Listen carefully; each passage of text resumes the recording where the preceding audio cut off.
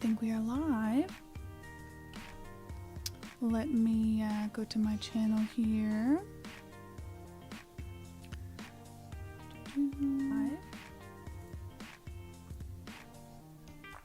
Alright, now let me just refresh, make sure everything's good.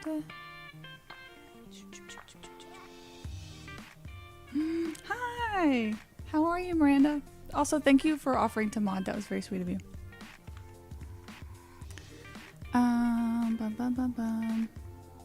Okay, let me do the pop out. Let me refresh the pop out chat. Hi, guys! Thank you, Amber. Thank you so much. Appreciate you. That's my sister. Pop out chat. Now let's see if we can get it over here.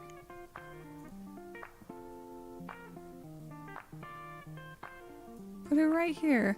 Hello, Kim, Debo, Patry, Adam, Hairless Skeleton. Hello. How are you guys doing? I normally stream over on Twitch, and I'm a little bit more used to that. This is my first time streaming on YouTube, which I've kind of already talked to you guys about. There's like a 24-hour waiting period. Admittedly, I'm a little nervous for this one because I think there's going to be more people in my chat than usual. So, but I'm really excited nonetheless. Miranda, I probably will add you as a mod for the next time. I kind of want to gauge how the chat is. I'm optimistic that it's going to go well. There's not going to be anything too crazy, but I definitely will add you after this for sure. So thank you. Hello, Beth. Very nameful. Two Rods. Roads Traveler. Love that name. Yeah, I'm so happy to have you guys here too. No sweat. Yeah, I had wine with dinner, so I'm trying my best here. Howdy, howdy.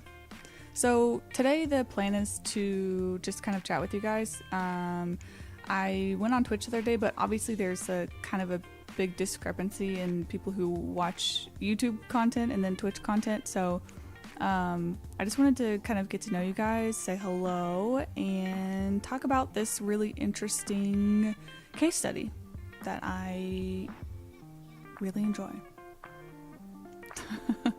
Yeah, everything's going good. Thanks, guys. Hi, Nate. Anthony, Barry.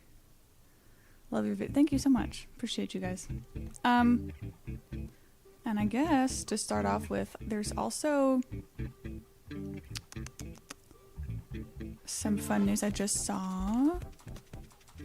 I'll just wait for more people to get in here where we can chat in the meantime. Are you guys pals? Hi, Amanda. Anyways, I just saw this on Twitter from Nate Snyder. I'm sure you guys are probably familiar with him, but he retweeted this, and it is an introduction to a tornado act seeking to simplify, update, and improve forecasting technology and infrastructure after the tornadoes in Iowa, which is pretty neat.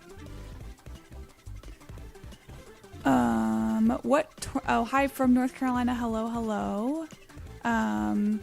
Howdy, Sherry, Barry, Jubilee, Randy. What tornadoes do I plan on talking about next? Yeah, great question. The next one that I'm working on right now is actually El Reno, and that is very highly requested. So that's one I've been wanting to do for a while. The problem with the El Reno video is that I feel like it's such an important one to talk about. In terms of safety and the storm chasing community, and I really want to center the video around the storm chasing community and the safety and kind of sort of the bad reputation they get and sort of dispel some myths. So I'm trying to figure out like the best way to creatively present that information, and I have a working script going. It's going to be a little bit different, like less cinematic than my regular videos, but I'm still really excited nonetheless. I think hopefully it'll turn out okay. Why didn't they do that in December? Good question. Makes you wonder, doesn't it? Did you see the day 8 risk area? Yes, I did. I'm not in that area, but I have a feeling like if there was a day 9, which there's not, I have a feeling I'll be in next week's Risk at some point. Probably not as intense as Day 8 though. Day 8 does look pretty interesting. Will you ever do a video on weather phenomena? Do you have any specific things you want to see covered? I mean, I'm certainly up for it. I've had a lot of people ask if I'll do hurricanes at some point, and the answer is probably yes. I just don't want to talk about something unless I feel knowledgeable enough about it. I don't just want to like make stuff, you know, unless I know what I'm talking about. So probably yes. I just need some more time to like familiarize myself with the topic a little more. Also, hi Raymond. Sorry I missed you earlier. I used to live about 30 minutes away from that tornado. Gosh. Yeah, I'm glad they're okay. That's intense. That's terrifying, actually. Pretty cool you're working with Ryan. He's great and having you. Yeah, I'll talk about that a little bit here in a second, but working with Ryan's great. I kind of can't believe like how happy I am with my work and like having this YouTube channel. It's honestly a dream. I really couldn't ask for more. And it's all because you guys are here hanging out with me, so I really appreciate it. Your area in North Carolina has gotten no. Yeah, good luck with severe weather in North Carolina. I mean, you get it a little, but not that often. Nothing too intense, I would say. Audio is a bit messed up. Am I the only one? Oh my gosh, can you guys please let me know if the audio is messed up for you, because that is important.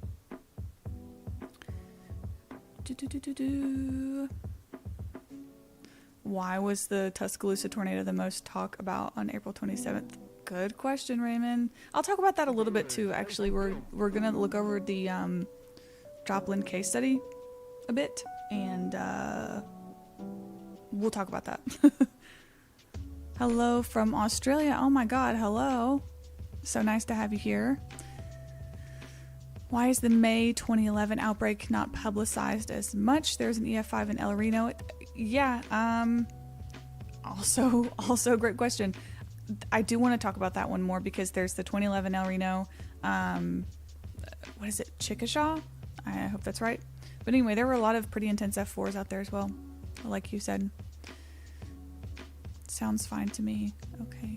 I'm so sorry. I'm sorry, Mazda, if the video is a little wonky for you. I'd love to see more international. It's coming. I promise it's coming. The next one's going to be South America. I'm like spoiling all the content for you guys. We're doing El Reno next, and then my goal is to do like a long video, then a short video, then a long and a short, maybe some shorts in between. So the next like international one I want to do is South America because they get some wicked tornadoes down there as well. Oh my God, you guys are talking a lot. Talking is on the left side, but on the right, huh? Music on right. Oh no, I'm sorry. That sounds like I would hate that. No, it's a single ear. No, how would I fix that?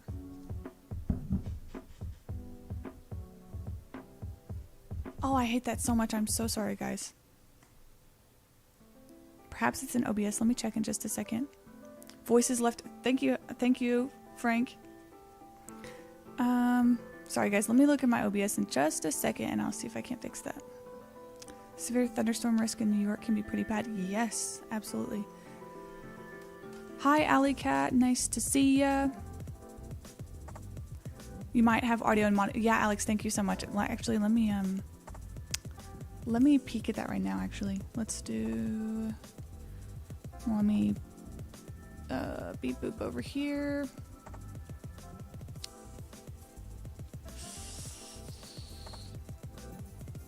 Can I do... Okay, let's do properties.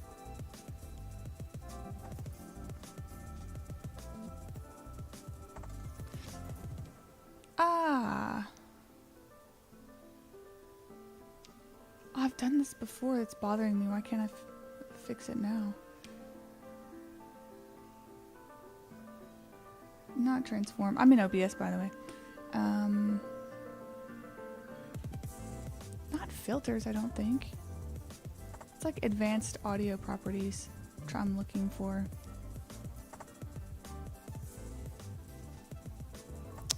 gosh. Am I going to make a Noonan, Georgia tornado? Yeah, probably. And that one will be interesting because there's not a lot of footage of it. However, it's an important one for me personally because that one went right over my family. And so I've had 2 tornado experiences in my life. Also, Amber, yeah, thank you so much. I know it's like advanced settings, but can you give me like specifics? Because I'm looking in the sources right now and I'm like right clicking on it and there's properties and filters, but I don't see it. Anyways, yes to the Noonan, Georgia tornado. My family was in it. So I went through a tornado in 2016 when I was working overnight shift in my hometown, and there was an EF2, high-end EF2, low-end EF3, I can't remember the official rating, that went over, and it was scary, but I mean, not too bad, I would say. I mean, it was really weird seeing tornado damage in your own hometown. I'm sure a lot of you guys can relate to that if you've experienced something similar. But the Noonan, Georgia one, I vividly remember I was at home, and of course I was into weather. I was watching my local live coverage, and maybe even I was either watching Ryan or Nate Snyder. This is 2020, 2021, and I remember watching it like this. I think there was either a moderate or a high risk that day, maybe a moderate or an enhanced, I don't know. And Noonan, Georgia was in the slight risk, and this rogue cell comes all the way from either Mississippi or Alabama and moves all the way into Georgia, and we're watching it live, and then all of a sudden it's getting closer and closer to my family down there, and then all of a sudden it's on top of them, and I cannot express how gut-wrenching that is to watch go over your family, because you know the Noonan tornado, a lot of people were certain it was going to be like a 5, like it looked really bad on scan. The velocity couplet was really intense, and Keep your I was on with your screen off and just horrified to watch that. They were okay, no one died in Noonan, so it, you know, thank God, but I would say sometimes that is almost worse than going through the tornado, is watching it like that go over someone you know, I mean, or family. That's horrifying. Absolutely horrifying. Saw Joplin in the title. Yeah, I'm gonna shut up in a second and get to Joplin. I promise we will get there. I'll show you guys. We've got this Joplin assessment here. I think the 2011 El Reno tornado had 295 mile per hour winds. I wouldn't doubt it. I have not seen, but I would not doubt it. Oh, but yeah, Miranda, there's 2. There's an El Reno tornado in 2011 and 2013, oddly enough.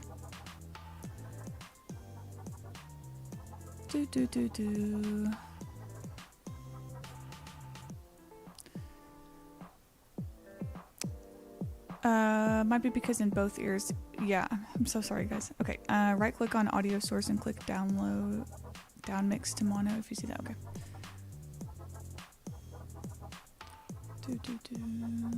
I know I've done this before.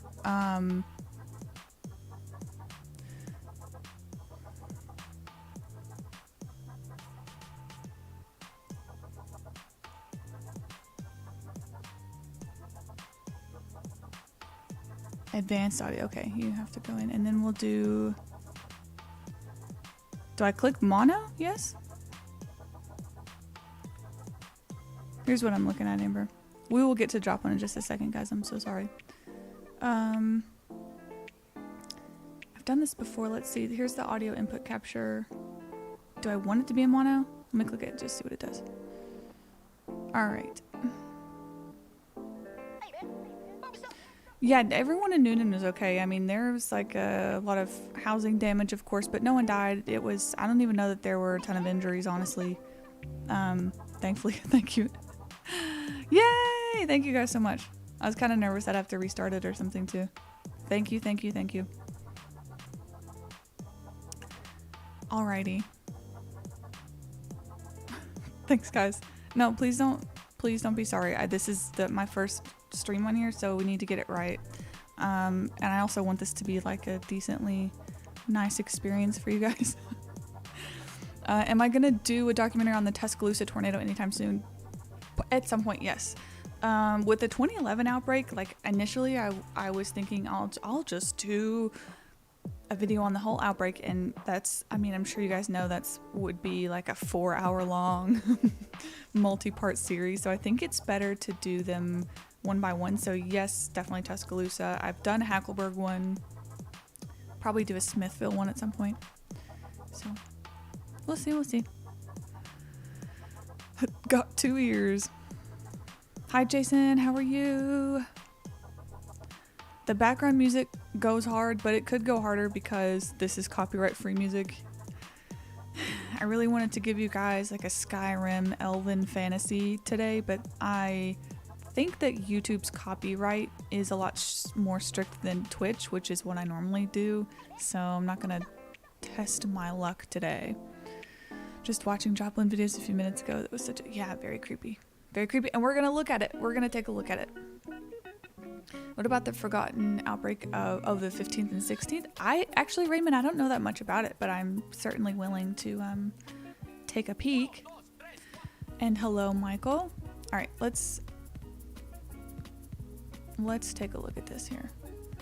I'm going to move this here. This is going to go here, and we're going to zoom in here. So this case study, obviously it's done by the National Weather Service, and it's a lot more centered around the social science of the outbreak. It's not that we're not looking at like a ton of radar scans and stuff. It's more like the social science, which is honestly what I'm more interested in anyways.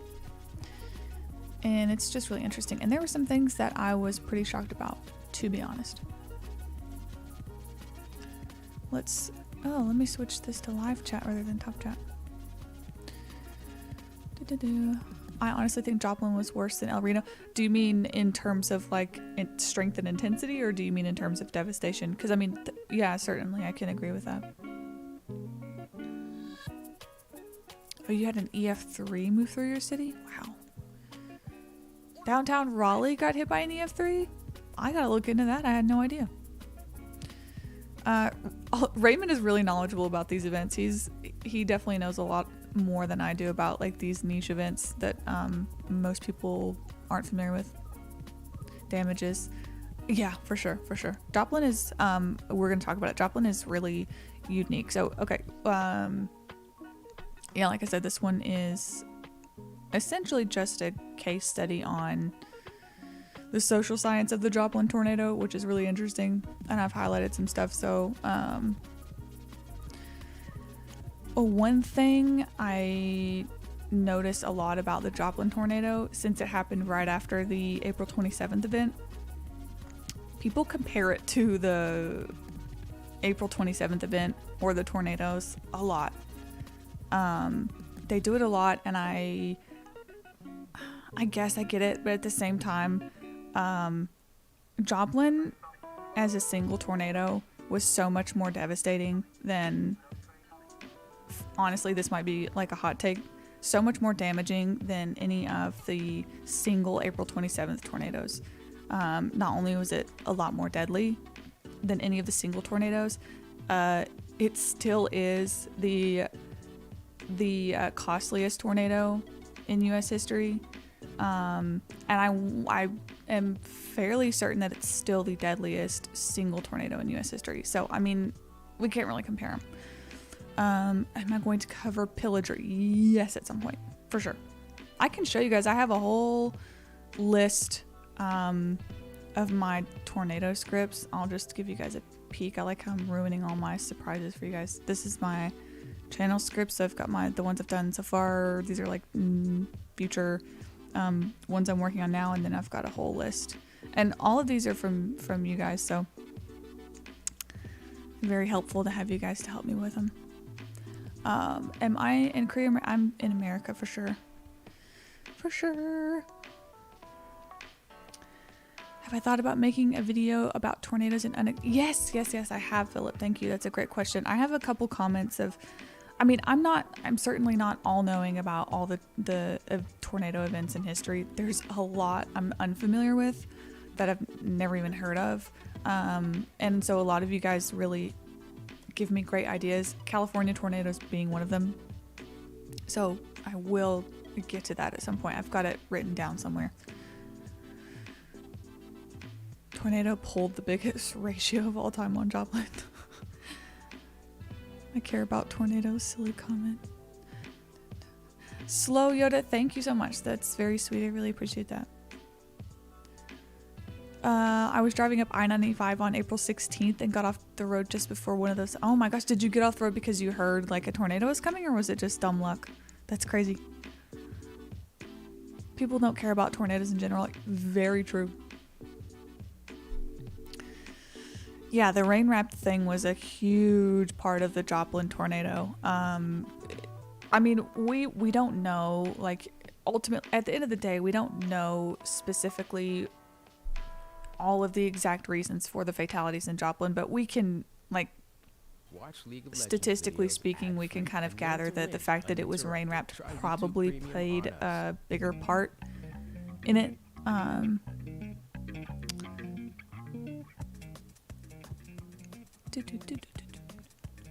Oh yeah, sorry.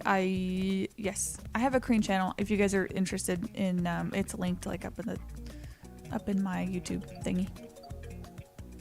Wikipedia does have a lot of great info on tornadoes. There's also a lot of really great studies I've been getting into lately, that I'll find in Wikipedia as like the references, and then I can find some studies. Am I watching tonight's threat in Florida? Not actively, but it'll definitely be on my timeline. There's been a couple tornado warnings already, so if you guys are in Florida, half live, be careful. And yeah,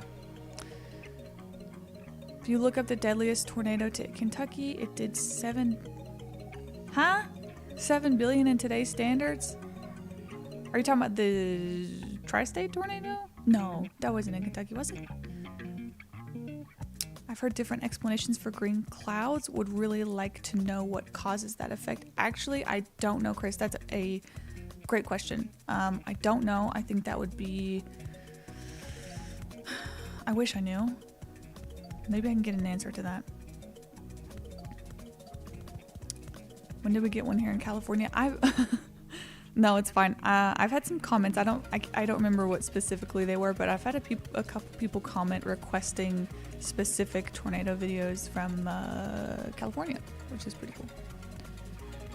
Do you have plans to make videos pertaining to tornadoes? Of the shark variety? Yes. How did you know? How did you know? Spoiling all my plans. Tornado on the interstate and they stream it. Hey, I wish they were all like from a safe tower cam or something, you know what I mean? The most devastating tornado with the lowest EF rating? Honestly, maybe El Reno. Oh, Picos Hank has a video on green skies? Well, y'all heard it here. Go check out Picos Hank's video. There's no one better to learn about green skies from than Picos Hank. All right. Okay, here we go.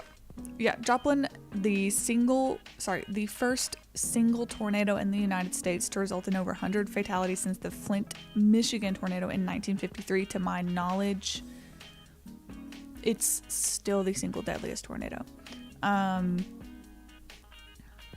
Which is for a single tornado, and this is in 2011 too, so we're talking about having access to social media, to television, and all these sorts of technologies that we have, tornado warnings and tornado watches and all these things, and still that devastating. So it says a lot.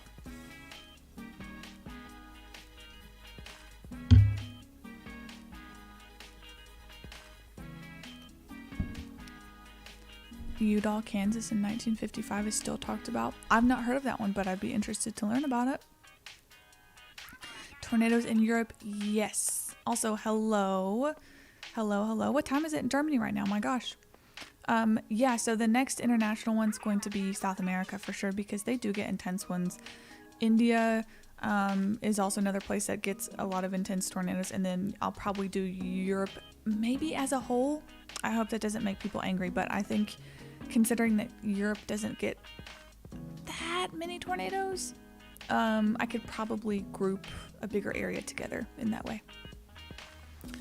Uruguay and Argentina. Yeah, Argentina is a hot spot. Argentina is definitely a hot spot. New York, Raymond, you would like to see New York State tornadoes.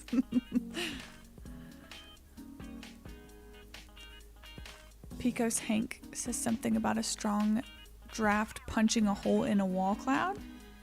That's neat. Bangladesh, yes, Bangladesh is a big hotspot. There's the deadliest tornado in history ever was in the Bangladesh area. Okay. Looking at the executive summary. Okay. So, does the state of tornadoes in Europe make people angry? Probably. If there's something to make people angry about, they'll be angry. And that's for sure.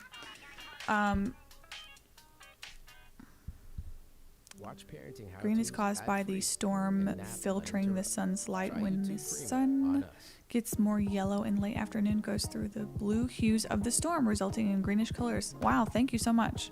That's very informative. I like that. There is not enough women in this field. I'm gay, so it's empowering. Thank you, Diet Mountain Dew. That's probably my favorite compliment so far. Thanks.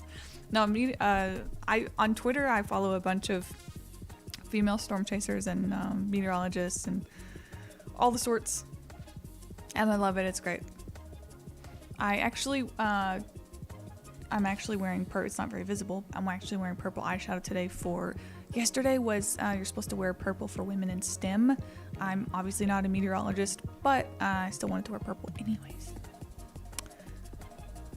It's 12 a.m. already in Germany. Well, I appreciate you being here. It means a lot to me.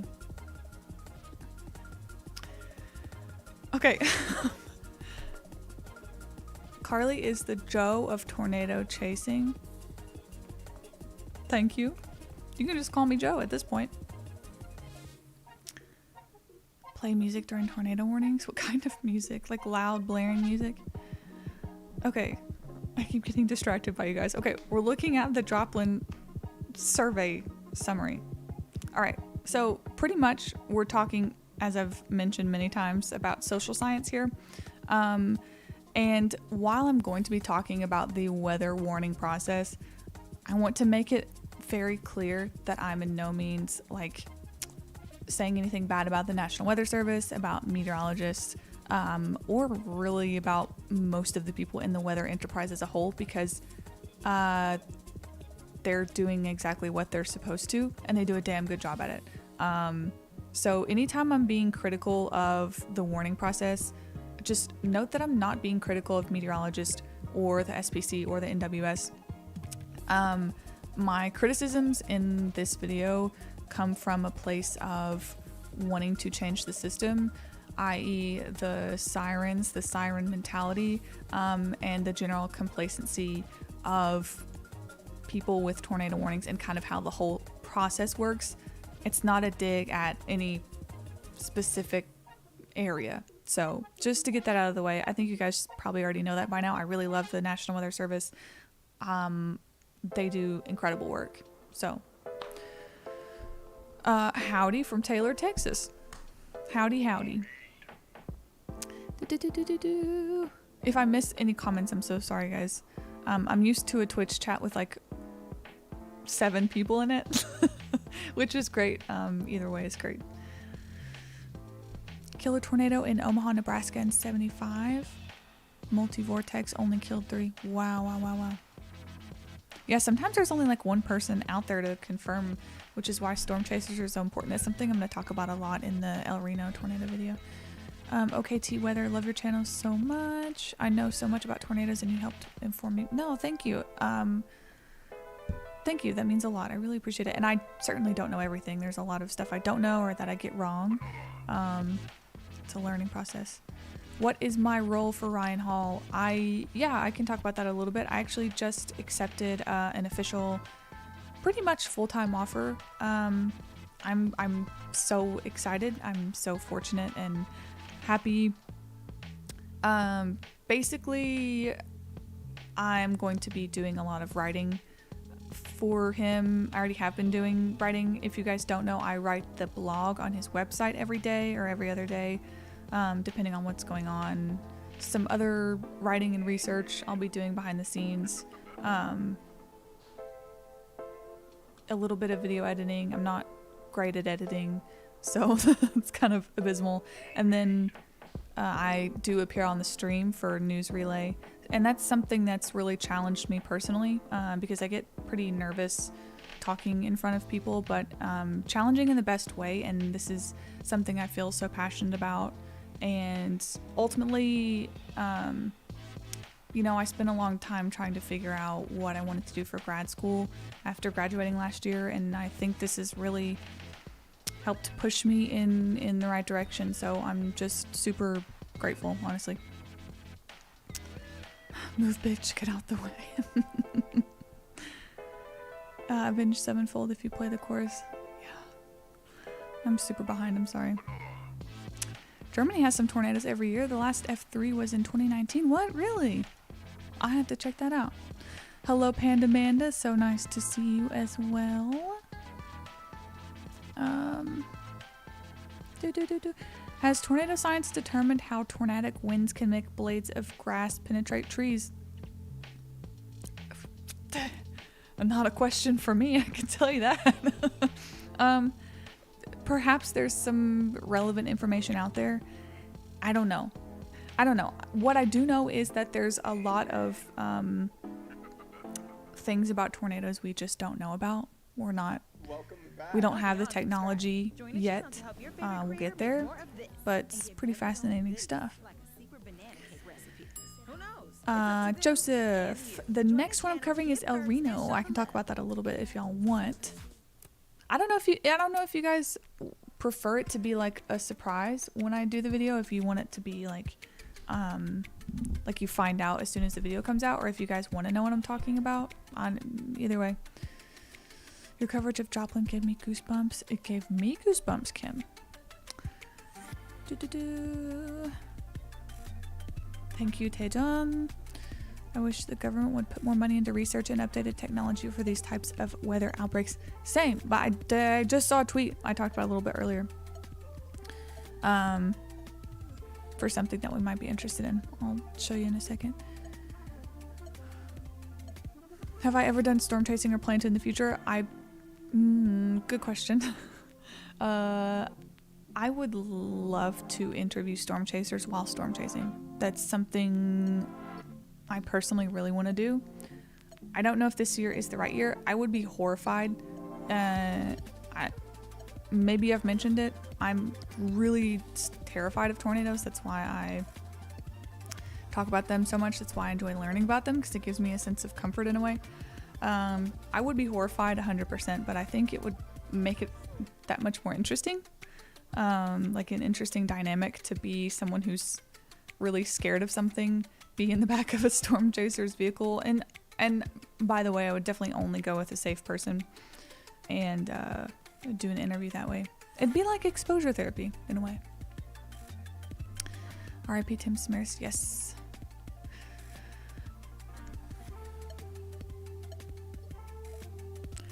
Hackleburg tornado missed my house by 9 miles. Oh my gosh.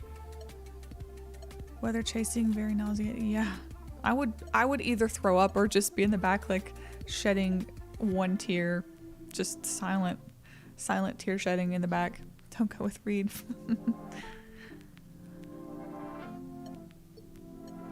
Yeah, I think a lot of people are like that, Alex. I mean, obviously I'm that way. I've always been so scared of storms. You can ask my sisters, anyone in my family. And it was awful, you know, like every year I'd go through this, like having to be so nervous, and then I got more into weather, and it has given me a sense of peace and calm that I never thought possible, because I know a lot more about the actual threat, and like the probability of me getting killed in a tornado is extremely low. if the grass actually penetrates the tree. Most of the time, trees are pushed to their breaking point, forming cracks.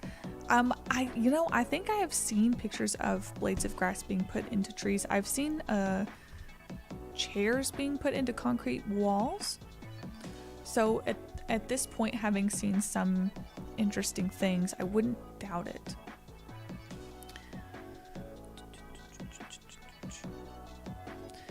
Be like, heck yeah, let's chase them naders, and then getting close would make you pee your pants. Yeah, I'd vomit. Would 10 out of 10 would vom. Okay.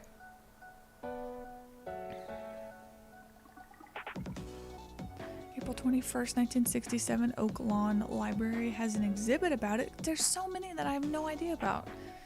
That's what I need you guys for. There's a video from someone's house in Joplin that's so intriguing.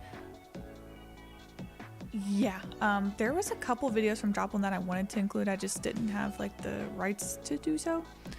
Jeff Piotrowski's video is one of those because he got extremely raw footage of the like right after Joplin. But they're out there. I mean, they're really sad.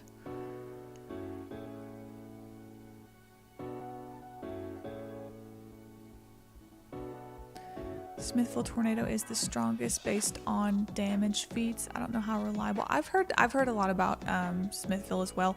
I'm not that familiar with it outside of just hearing about its intensity. I've never actually read anything on the Smithville tornado, so sorry. I'll end up talking about it at some point. Okay, let's continue. Oh, it's not that Jeff didn't let me use his video. It's that I think he's probably just really busy and didn't have time to like answer the request. So I didn't want to just, put it in there. You experienced a tornado at night in your home? Yeah, I was at work. I was working night shift at the time. This is, if you guys want to look up the event, if you're curious, I think it was November 29th, 2016, or right around there. There was a slight risk in Southeast Tennessee where my hometown was, and it was a high NDF2, I want to say. I was working and it went through. No one killed or anything. I don't even think any injuries, but it went through like the Piggly Wiggly and stuff in my hometown and tore up some stuff. So it was kind of surreal just seeing it, the next day. YouTube Music can help you find that song from last night. The one that goes. All right. Use Smart Search. Okay, so many of the key findings within this report, we're talking about the Joplin tornado, involve societal aspects of warning response and risk perception. Risk perception is something we're going to talk about a lot. Responding to warnings is not a simple act of stimulus response. Rather, it is a non-linear, multi-step, complex process. And that comes down to the false alarm rate of tornadoes, which is staggeringly high, by the way. Public complacency, also staggeringly high with tornado sirens and the siren mentality. And the warning credibility of specifically tornado sirens is bad. It's really bad. The credibility for tornado warnings is so horrifically low at this point, and that's something I want to talk about a lot is, ways we can have open discussions about that. Okay, sorry, my throat's dry, hold on.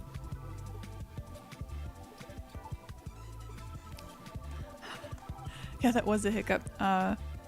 If you guys watch enough live streams, you'll know that I will hiccup at least once an hour, and I'm not exaggerating. You can ask anyone. I have hiccups at least once an hour. Usually it's just one though, which is good.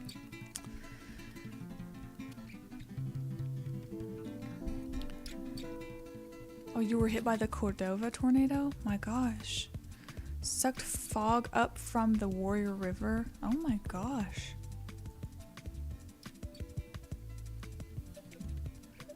The Joplin tornado, that it went from an invisible funnel to a huge wedge in 20 to 30 seconds. Yeah, that was one thing about, so Joplin and Gerald for me are the two most intense that I've ever read about. And they both had that characteristic of going from like a invisible or rope-like tornado to a full-on wedge in under 30 seconds. Terrifying to watch. really, and both of them were vortex at a point.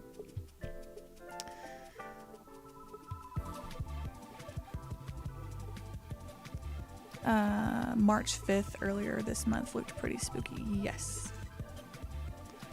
Yeah, I've got the wine going. Regularly scheduled hiccup. That is, yeah, that's it. Yes, dead men walking.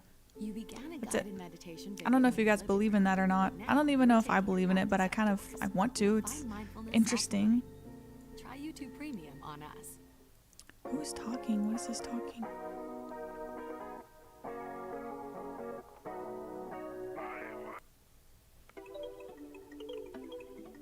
I don't like some of these songs. I'm gonna skip right over to something else.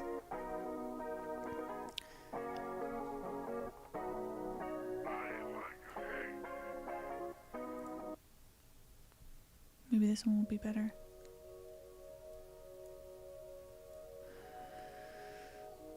What are the procedures for getting to safety when you have pets? Is there a way to prepare, plan ahead to make them getting, yeah, that's a great question, Amber. And, kind of just like with any other preparation, it's recommended to just have their stuff ready. So for me, for example, I don't have a basement or a storm shelter, but we have our designated closet. And what I do for Blaze is just have his cat carrier next to it and open. I guess it doesn't really matter. It only takes a few seconds. But and then his lead somewhere in the bedroom or wherever I know he's going to be. So that's just like quickly there. But yeah, I would say like having a pet carrier if you have a small enough animal. If not, definitely just make sure you have the lead with you. And then, you know, like everything else you need, shoes and all your other stuff that you need to take in your shelter with you. And I just have it, and we have helmets. I have our helmets set out just in the room. Like I just put them there in the morning so that the next day I don't have to do much. And that's it. It's really not too much.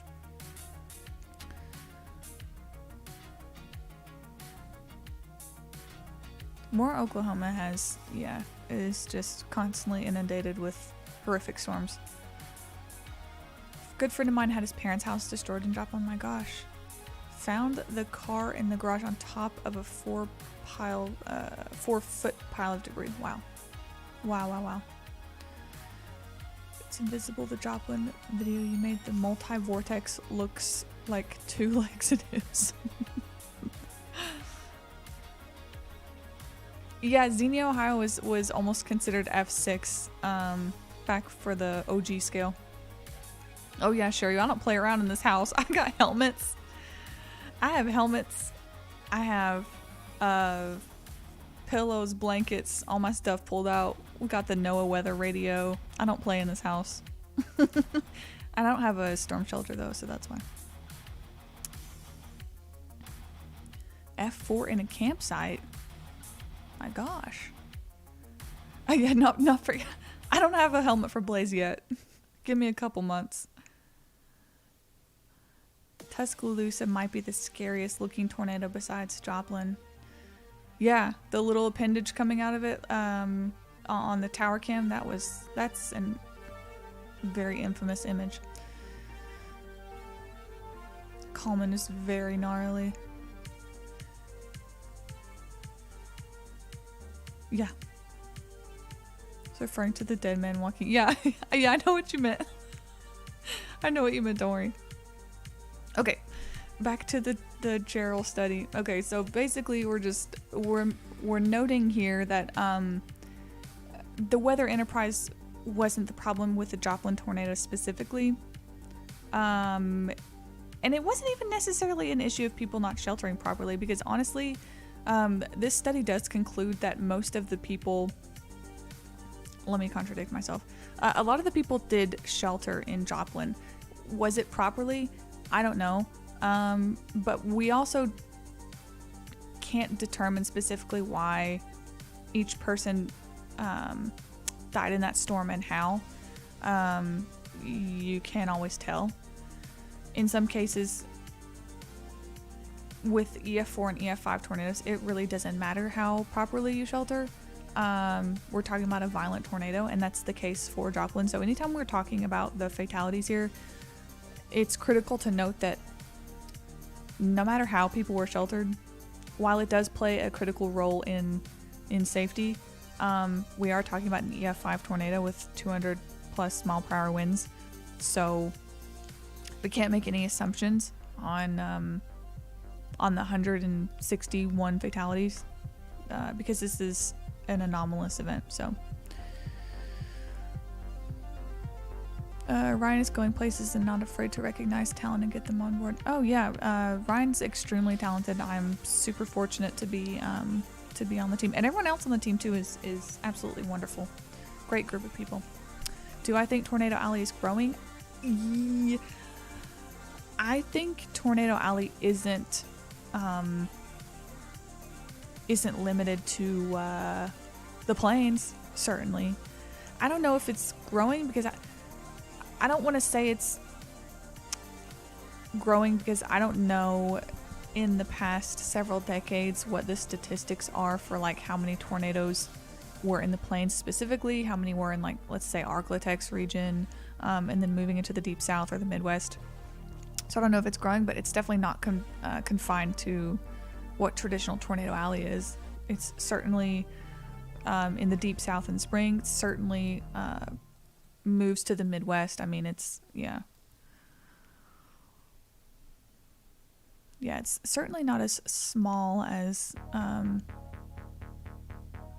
it's always made out to be for some reason.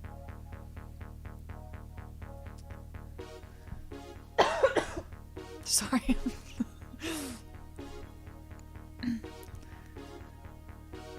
Yeah, the stall, the Gerald storm, I covered that one first because it has always and probably will always be the most fascinating tornado to me, honestly.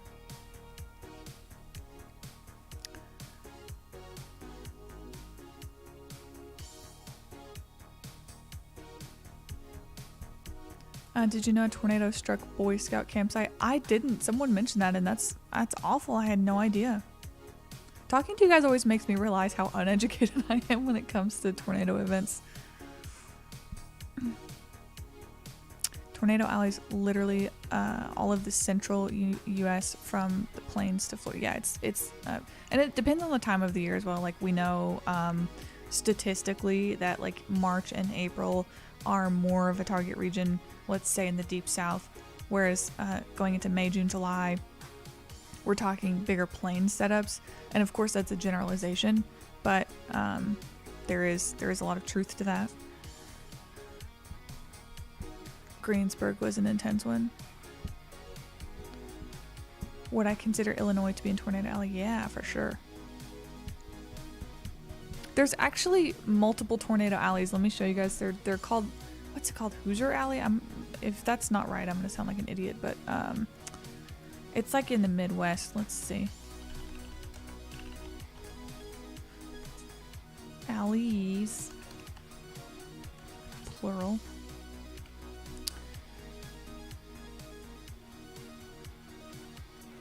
There's a lot of different maps. I'm just gonna show you guys.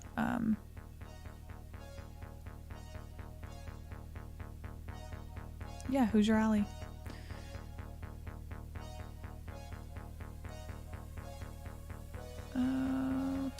Oh, of course, you don't actually get to see the picture. Why would I? This is the picture. You see it up here? It's like Kentucky, Ohio. Hoosier Alley. We have a small Carolina Alley. Yeah, Dixie Alley.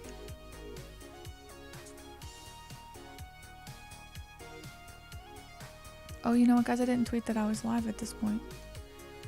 Should I? Is it too late? Yeah, there's multiple alleys. And also, I don't even really like this either, because I feel like Dixie Alley is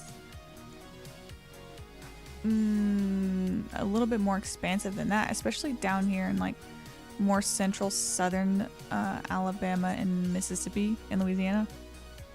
Certainly bigger than that. Yeah, we've got Dixie Alley too, of course. yeah, if you're in Florida, be careful. Y'all might have a couple warnings tonight. Yeah, Indiana's also can be a hot spot for sure. Oh, Indiana. I'm sorry. Yeah, Indiana. 2013 more tornado. Yes, the more tornadoes definitely coming. That's one of the bigger events that I want to make sure I'm doing justice. Same with the El Reno tornado. I know it's been taking me some time to get this one out, but with the El Reno, I want it to be structured a little bit differently because I'm going to talk about storm chasers in depth. And then also, gosh, I'm sorry, I just lost my train of thought. Yeah, and then also with my new work schedule, I'm trying to find the right balance between the two.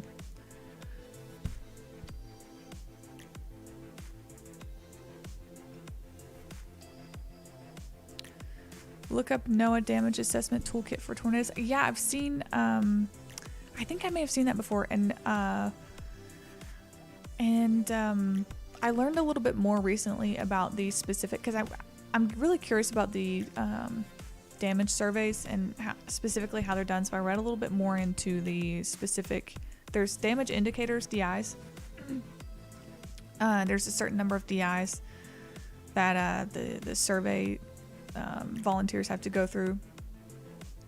And then in those damage indicators, there's 8 varying DODs, degrees of damage, and so that's where they get the ratings from, is based on that.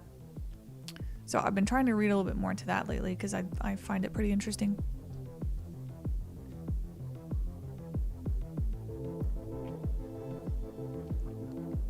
El Reno was hard to watch happen. Oh, you saw it in real time?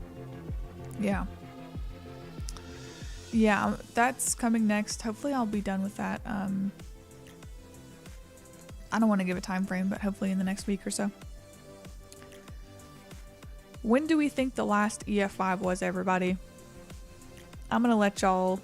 I'm not going to say anything, and I'm going to let y'all have at it in the comments. Dixie, yeah, the Deep South doesn't play around with tornadoes. And oh, sorry. Statistically, the Deep South is a lot more deadly for tornadoes because a lot of the times nocturnal tornado events. Also, we have to consider the socioeconomic status, especially when we look at Alabama, which is a more poverty-stricken state. Same with Mississippi. So we look at these areas, and not only are the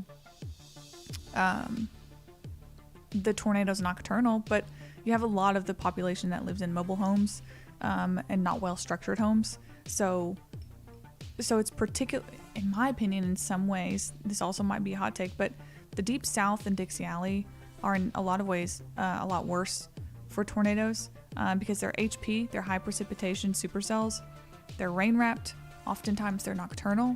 We're talking about a lot of mobile homes. So, I mean, it's a horrific combination. It's a horrific combo.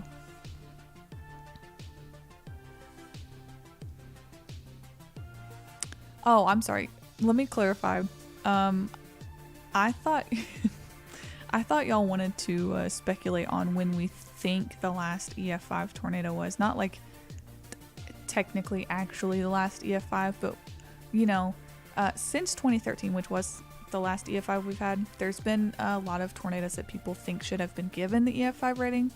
So I don't know if y'all like to have that debate or not.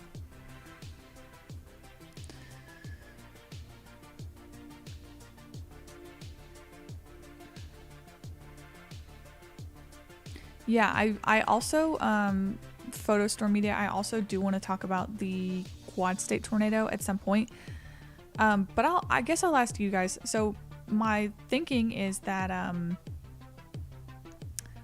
I'll first talk about the tri-state tornado as sort of a prequel, and it'll be a shorter video because obviously we don't have a lot to go off of because we don't have the data. We also don't have footage, so it's going to be a shorter video, like a precursor. So sorry, to the quad state tornado, and then of course, we'll talk about the quad state tornado and its impacts. I just felt like, and I'll ask you guys, maybe it's a little too early to talk about the quad state tornado because there's still a lot of controversy with the rating. And I initially wanted to wait for the final rating, which I believe is still in EF4. I know is still in EF4. And it's still a pretty sensitive time for the impacted communities. And so if I do talk about the quad state tornado in the next month or so, I definitely want to make it a fundraiser video. I definitely want to donate. And then leave a link or something to where anyone else can do the same if they felt so inclined. But I don't want to make it content just so we can ogle at how strong it was or talk about, oh, the damage was so crazy when it just happened. You know, I don't want to be insensitive in that way. I like talking about historical events and their impacts, but not when it's still a sensitive topic, if that makes sense. I don't want to just make it into something that we ogle at, you know what I mean? The last EF5 was minutes ago. My toddler was left alone in the kitchen. Fair enough. Yeah, Dixie does have a lot of shear. Yeah. We got those really those really intense dew points and moisture from the Gulf.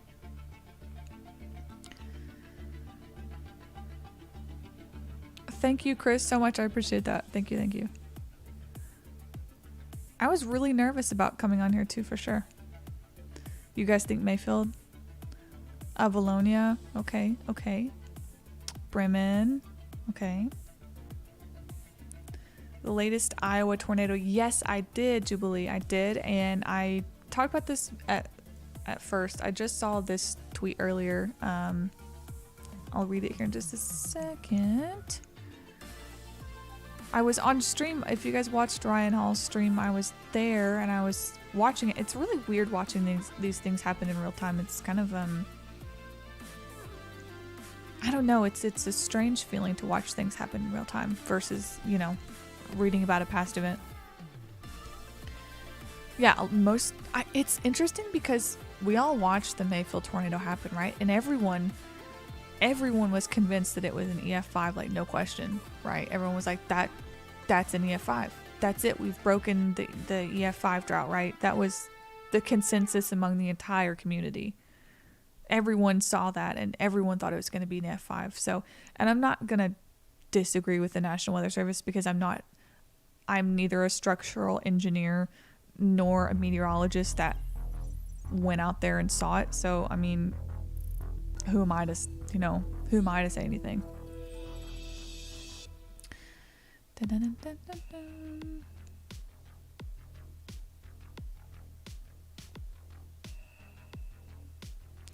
Yeah, Winterset, Iowa. So, okay, I just saw this earlier in my timeline. Nate Snyder, you guys are probably familiar with him, retweeted it.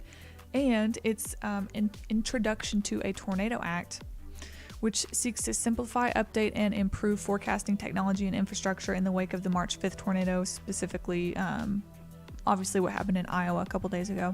So, per their release, a Tornado Act would, hypothetically, establish a hazard risk communication office to simplify and improve the communication of alerts. I don't really know what they specifically mean. That seems kind of ambiguous, but okay. Establish a pilot program to test the efficacy of implementing new techniques for hazardous weather communication. Kind of ambiguous, but okay. Require NOAA to prepare and submit an action plan for the national implementation of high-resolution probabilistic guidance for tornado forecasting and prediction. I like that. That sounds great. Encourage NOAA to evaluate current tornado rating system and make updates. Fabulous. Love that. That's great. If that could go through, how awesome would that be? Someone mentioned earlier, why wasn't it happening after December? And that's a great question. I don't know, but better late than never. And I think that there's a lot of bigwigs out there now realizing, and unfortunately this is what it takes, realizing how much money and how much attention is going into the weather enterprise right now. And so honestly, it's probably a motivator at this point. But for whatever reason, that would be awesome if we could get more funding in there. That would be great.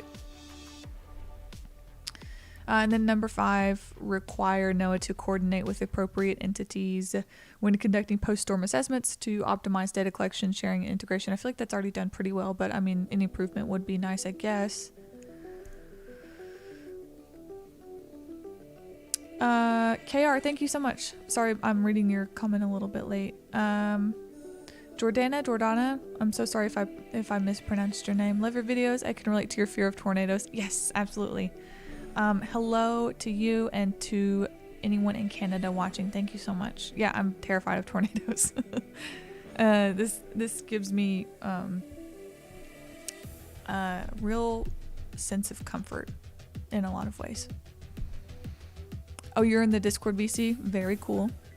Raymond is in he's in the Ryan Hall Discord with a lot of people. If you guys are Ryan Hall fans and you're in the Discord, Raymond is incredibly knowledgeable about a lot of these events.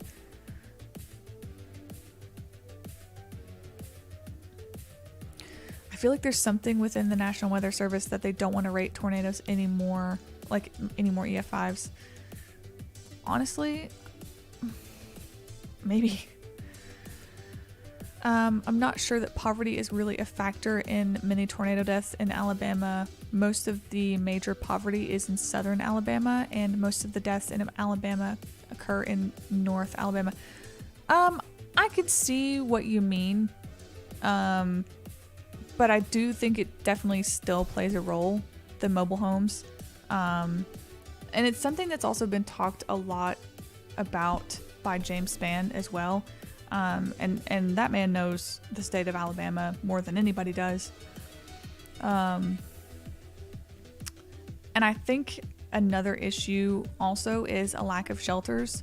I'm not saying Alabama doesn't have shelters, because they do have community shelters in some places, but not all.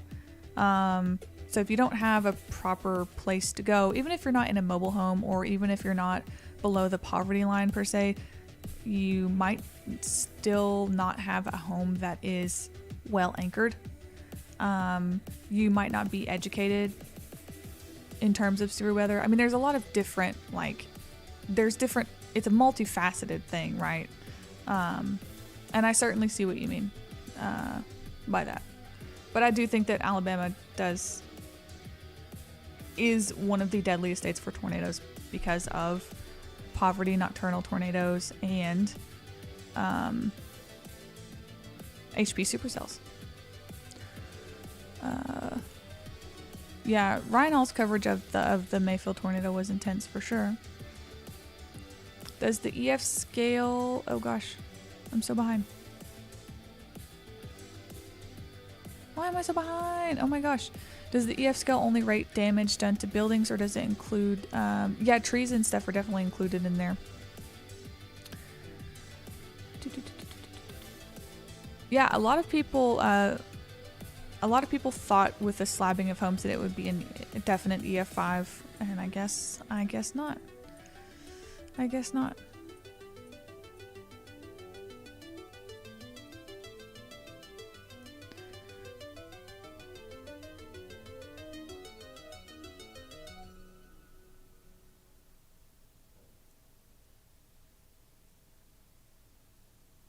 Fujita actually based one damage indicator on damage to corn stalks. I did not know that. That's really cool. Thank you for sharing that.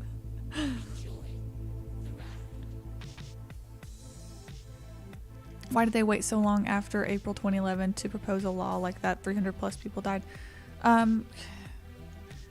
It's a good question. I mean, there was a lot of studies that came out from the 2011 outbreak. I don't know how, I'm not educated enough on how many laws or anything came out after the 2011 outbreaks. I know they did a lot of studies. I'm not sure how much they implemented after that, though. The dynamic of sensitivity in regards to tragedy is something I think about a lot, and I respect you for considering it. Oh yeah, of course. I'm not always the most sensitive. Like, there's probably a lot of things that I could probably, learn in terms of sensitivity too, because sometimes I feel pretty desensitized when talking about this stuff. I've heard a type of conspiracy concerning the insurance companies. Interesting. I'd be down to hear about it. Yeah. I agree, Adam Casey. That's a great point. People do get caught up in EF scale ratings. The damage is the damage. People lose their lives. I mean, that's like the EF scale is important to meteorology and the community and the weather enterprise as a whole, and to the science, but it doesn't change anything, right? It doesn't matter how we rate the storm. It's, it is what it is, you know? Do I think the Gerald tornado is catastrophic due to its slow movement or actual winds? Both, but the slow forward velocity was definitely like a major factor there in my personal opinion. I think it still would have been extremely devastating had it, let's say, moved at 35, 45 miles per hour forward speed. So the slow velocity definitely really just damage like that doesn't happen. I mean, it was unreal. Diecast, yes, the more 2013 will definitely be coming. It's going to be a longer, more intense one.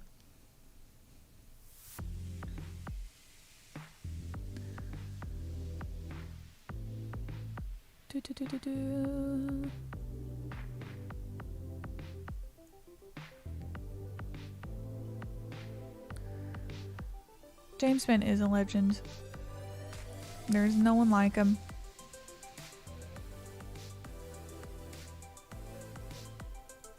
The chances of another EF5 increase over time because a place is more likely to be hit by. That's really interesting. I would love to read about that. It's no different than if a Gerald type tornado went through more. Those fast winds plus the slow movement basically sitting over the same place. Yeah.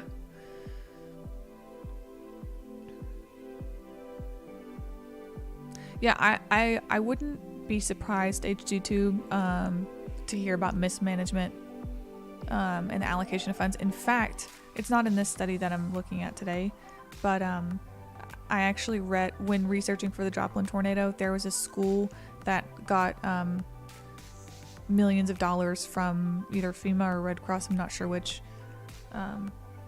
some group, and they mismanaged the hell out of that money. And it was, I'm not sure if any lawsuits came out of it, but yeah, it happened with Joplin, actually. I wish I would have included that in the video now that I think about it. But it's something that happens. Also, something really terrible that happens is a lot of looting. I talk about that a little bit in some of the videos, but it happens almost every tornado event, and it's really terrible. Huntsville is an affluent and highly educated area and is one of the deadliest areas for tornadoes. Alabama is ranked 1 or 2 in violent tornadoes and higher population density than Plains states.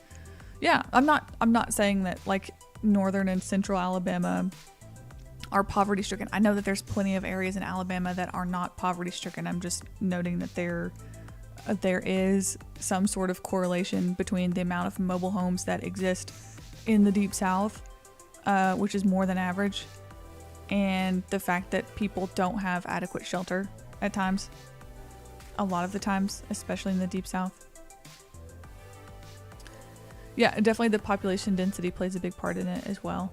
And I don't know, I'd have to read some statistics about it, but to my understanding, a lot of people in the plains have storm shelters and cellars and things like that. Just not really something you see a lot in the Deep South. Oh yeah, Sherry, thanks for stopping by.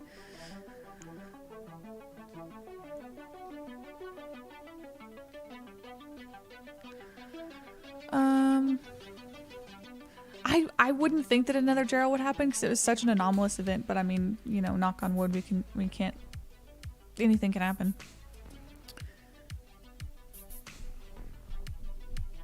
Smithville is one I'll end up talking about at some point.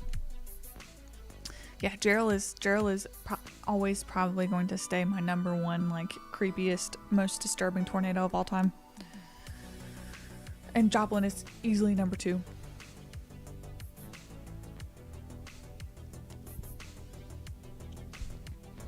I am constantly, Diecast, thinking about why there are not more public shelters in the Deep South. I actually did my senior technical writing project.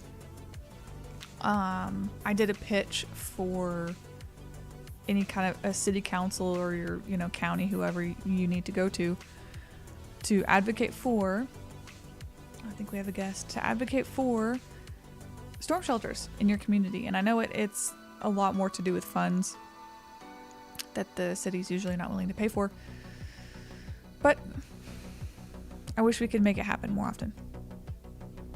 Hold on, guys.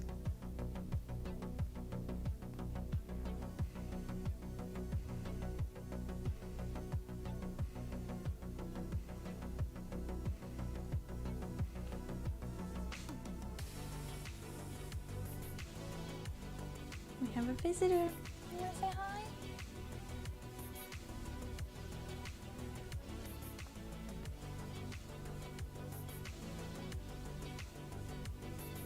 Say hello.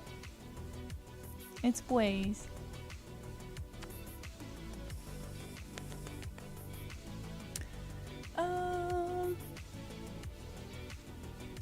Insurance industry lost over $20 billion in insured property in 2021. Good Lord.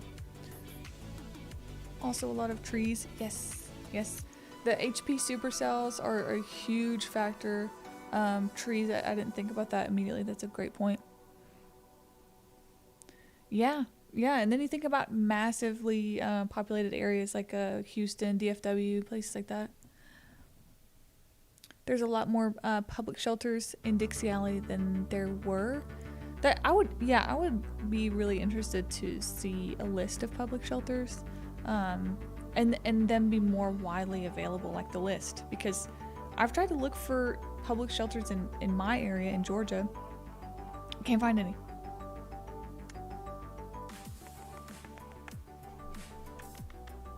You're so cute. You want to sit here?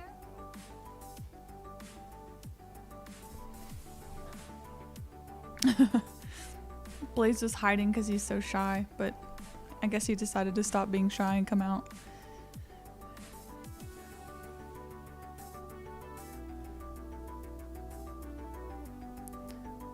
Shoal Creek, yeah, that was another bad one.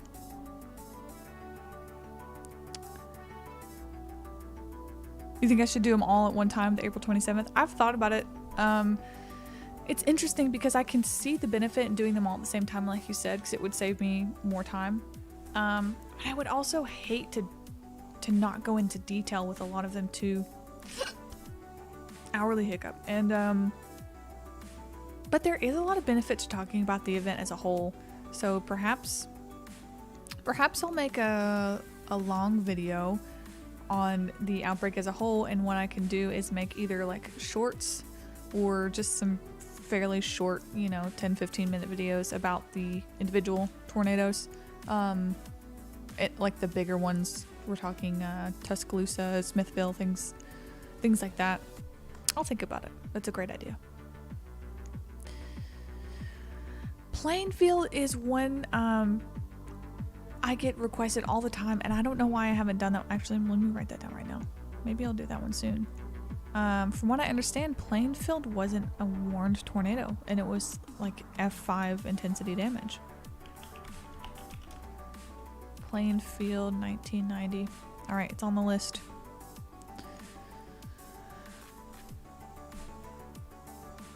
I have cat hair on me now.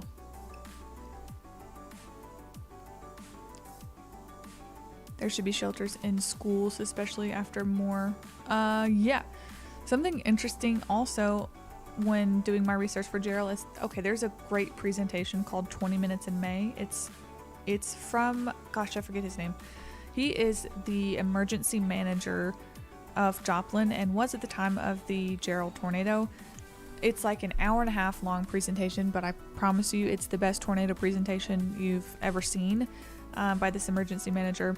And he talks about how previously, he was a huge advocate for kids sheltering in hallways in the schools, and after watching the Joplin footage of the school cams, he's like, no. And this is before, more 2013. He he thinks that every school should have like a more structured shelter because of the way like the vending machines and stuff flew through the halls where the kids would be sheltering, you know, covering their heads with their hands. And these massive things are flying through the hall, you know, the entire walls are coming down. It's just not that safe. So that was interesting to read.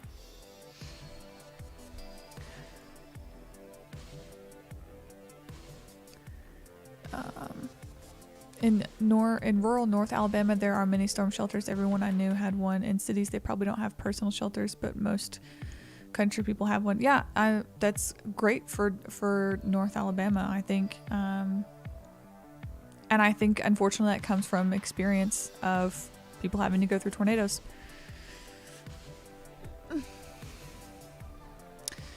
I think there's too many storm chasers out there. I know they serve a purpose, but it would be hard to regulate. Yeah, I kind of do, honestly. I think that, and this is just my opinion, obviously, and everyone's entitled to their own opinion on chasers. And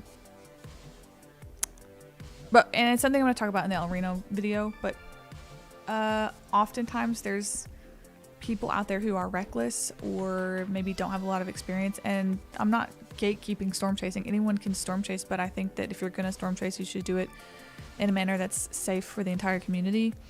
And it's okay if, you know, maybe you don't have a lot of experience, then, you know, ride with someone who does have experience. But I think there's a lot of people out there that kind of do clog up the roads a little bit, and that's when it does get pretty tricky. But I think that would be a great topic for an interview, because I'm not a storm chaser, so it'd be silly for me to have a whole tangent about it. But rather interview someone who does have that relevant experience, you know?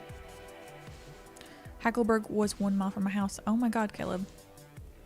That's horrifying. And I hope everyone was okay. Ringgold, Georgia seems like an interesting one to do. Yeah, it's an interesting one. I could probably talk about it at some point.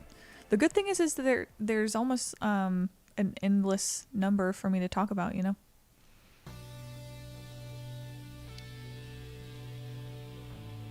I heard Plainsfield was unwarned, Miranda. I'm not positive, but someone told me that on Twitter today, actually. I was having a conversation with someone. They said it was unwarned.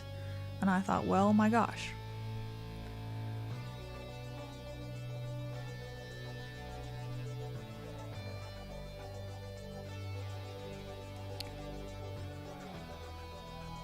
Oh, they didn't warn it because they decided to be more conservative about false alarms. Jeez. What a storm to pick for not warning, huh? I wonder what the process for that was like. I wonder if they'd seen like rotation and decided it was not tight enough. Actually, that sounds like a good one to talk about. Yeah, El Reno is a horrific example of what not to do with storm chasing.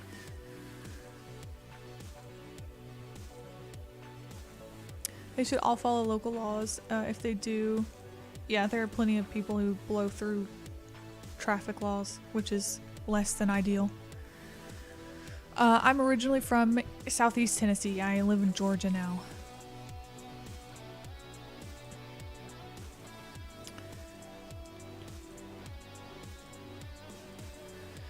Yeah, the diecast there is the Weather Channel did like a lot of you guys have probably already seen it, but the Weather Channel did these docu-series in 2013, and they did one for they did do one for more, but they did one for the El Reno tornado, and you saw Mike Bettis get flipped and his crew, and, you know, people were so worried about them, rightfully so, because, you know, you look at that truck and you think that they probably didn't make it just then. They were okay, and the whole time no one knows that Tim Samaras, his son, and their photographer were victims. So it was really tragic. Another factor in the shelter debate is the water table and how costly it is to build bedrock. So poverty is most definitely a factor in the Dixie Alley. Yeah, I've been looking at getting a shelter for here in my home. A steel... it's like a 6-foot cylinder. Basically, it fits 2-3 people. And it's above ground. It's not even digging into the ground because that's like, let's say roughly 5 to 10K. The one that I want to put in is 3,500 roughly, and that's one of the cheaper models.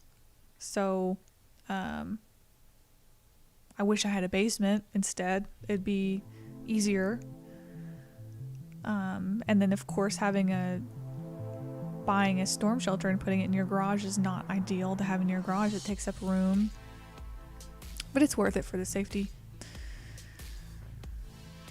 You should interview Skip Talbot. I talked to Skip Talbot briefly in an interview because I asked him to use some of his footage for the El Reno video that I'm making, and he so kindly, I wanted to license the footage, but he said he wanted it to be free because he wants it to be educational. So I'm going to be using parts of his because I think he has hands down some of the best footage and analysis of the event. So that's wonderful. Huge thank you to Skip. And if you guys want to watch anything about the El Reno tornado, I would definitely recommend his analysis. He's done 2, and his chasing footage, which is really in depth as well.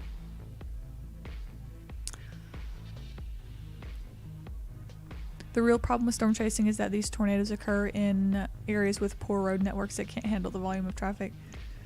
Yeah, it's certainly a problem, and there's a lot of people out there, and all the people are choosing to be in the same place at the same time on one road that's like sometimes a one-way road or just a 2-lane road, and it's obviously not ideal.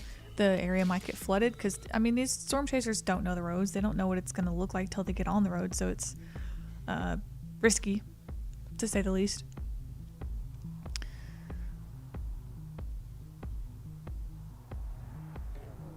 Minutes after the tornado hit. My gosh, I had no idea about this one. I mean, I've heard about it, but I never really read into it. North Dakota F5. I can look into that one too.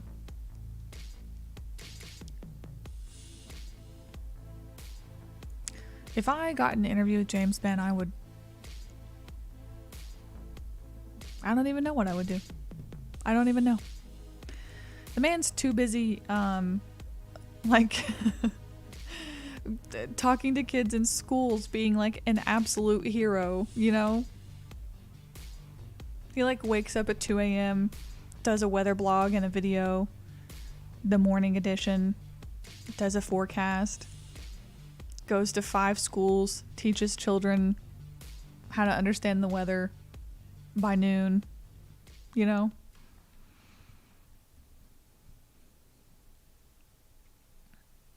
I do watch Weather Brains, not every week. I try to watch as much as I can. But if y'all aren't interested in watching it weekly, which is understandable, it's not always super exciting. I do recommend you guys going to watch the Weather Brains after historic events. So you can go watch the Weather Brains after the 2011 outbreak. It's out there. It's archived. It's not on YouTube, but it's on their blog, on their website. Definitely recommend you go watch that. They did one after the Moore tornado, after Joplin, and it's really interesting to hear those fresh, raw opinions from the people in the weather enterprise.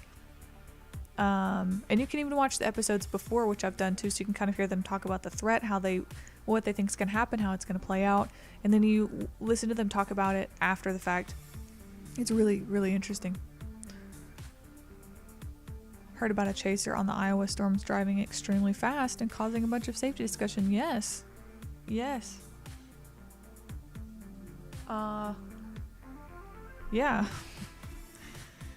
I mean, he got slammed pretty hard for it too. Which, rightfully so. Span has visited every barbecue joint in Alabama. I believe that. Hear me out. I believe that for sure. Jeff Piotrowski and his wife are also interested. Yeah, they are, and they seem really passionate and really compassionate. Jeff Piotrowski is very like emotional in his coverage, and you can just hear like the compassion in his voice and how genuine and raw it is when he talks about or when he goes and does these videos and coverage. He's so passionate about it, you can tell.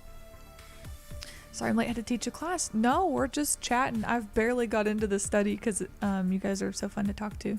How are you doing, Robert? Hugs from Brazil. Oh my gosh, hello. I hope you're doing well. Japan's weather? I don't, because I don't know enough about Japan's weather, to be honest. I'm so sorry. You watched all the coverage of James Bond? Yeah. It's interesting.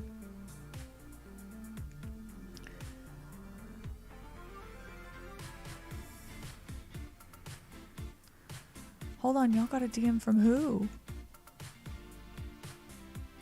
I'm trying to go back and see. Oh, he DM'd you? Oh my gosh. Yeah, I think a lot of us grew up with Reed Timmer too. Or in school. Span's geography skills are incredible. Yeah. He seems to have like a really good memory of every single place he's been to as well. What about El Reno 2011 moving a 1.9 million pound oil derrick and tossing it upwards of 90 feet? Wow. Yeah, imagine if that was on the damage indicator. James Bond, wow. He's truly just a good person through and through, huh? Can I do a video on the April 16th, North Carolina? I can. I certainly can.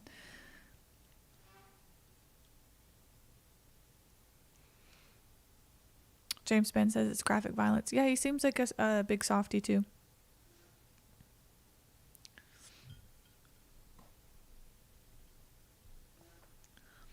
All right, I'm going to continue on this study for a little bit. We're just going to talk about the main points. I'm not going to bore you guys to death. All right, again, we're talking about the Joplin tornado. The weather enterprise, not the problem. NWS was great for this event. The SPC, everyone. I mean, the meteorologist. Very well forecasted event. The Joplin tornado, extremely well warned. There's really not, I mean, there's always improvements that can be made, but I mean, in terms of like how successfully they forecasted and analyzed and warned the event, it was incredible. They did an excellent job. So any critiques I have aren't going to be of them specifically, really. I really enjoy your videos. You put so much hard work into it. Thanks for providing such an in-depth about some of this magnificent storms. Thank you so much, Velvet. I really appreciate that. That makes me have the warm and fuzzies. Thank you. Do I want to continue? Yes. Grew up with Steve, Cap, and Bob in the Albany market. They both did a marvelous job. Hey, there you go. Yeah, you guys, I'm telling you, one of the best things to go watch is the Weather Brains right after the April 27th event. He's just not there. You can tell James is not there, and he didn't talk about it for a long time, like the whole event, and he still doesn't really go into that much detail about it. But if you want a good look into like how he was really raw right after that, go look at the Weather Brains episode after it happened, and I would encourage you, if you're really interested, to go watch the one before that as well. You can also watch the ABC 3340, their network. He did forecast videos up to like 6-7 days out before that big outbreak, and every day it just gets more and more concerning. So that's, I don't know, I found that interesting to watch.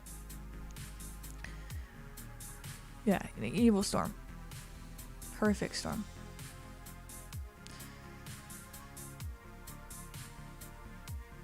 Yeah, the El Reno, I'm going to talk a lot about it in the video, the next video, of course, but the funnel, the visible funnel of El Reno and the actual circulation was like, this is the visible funnel that you can see. You're like, here's the tornado, and the actual circulation of the tornado is like this.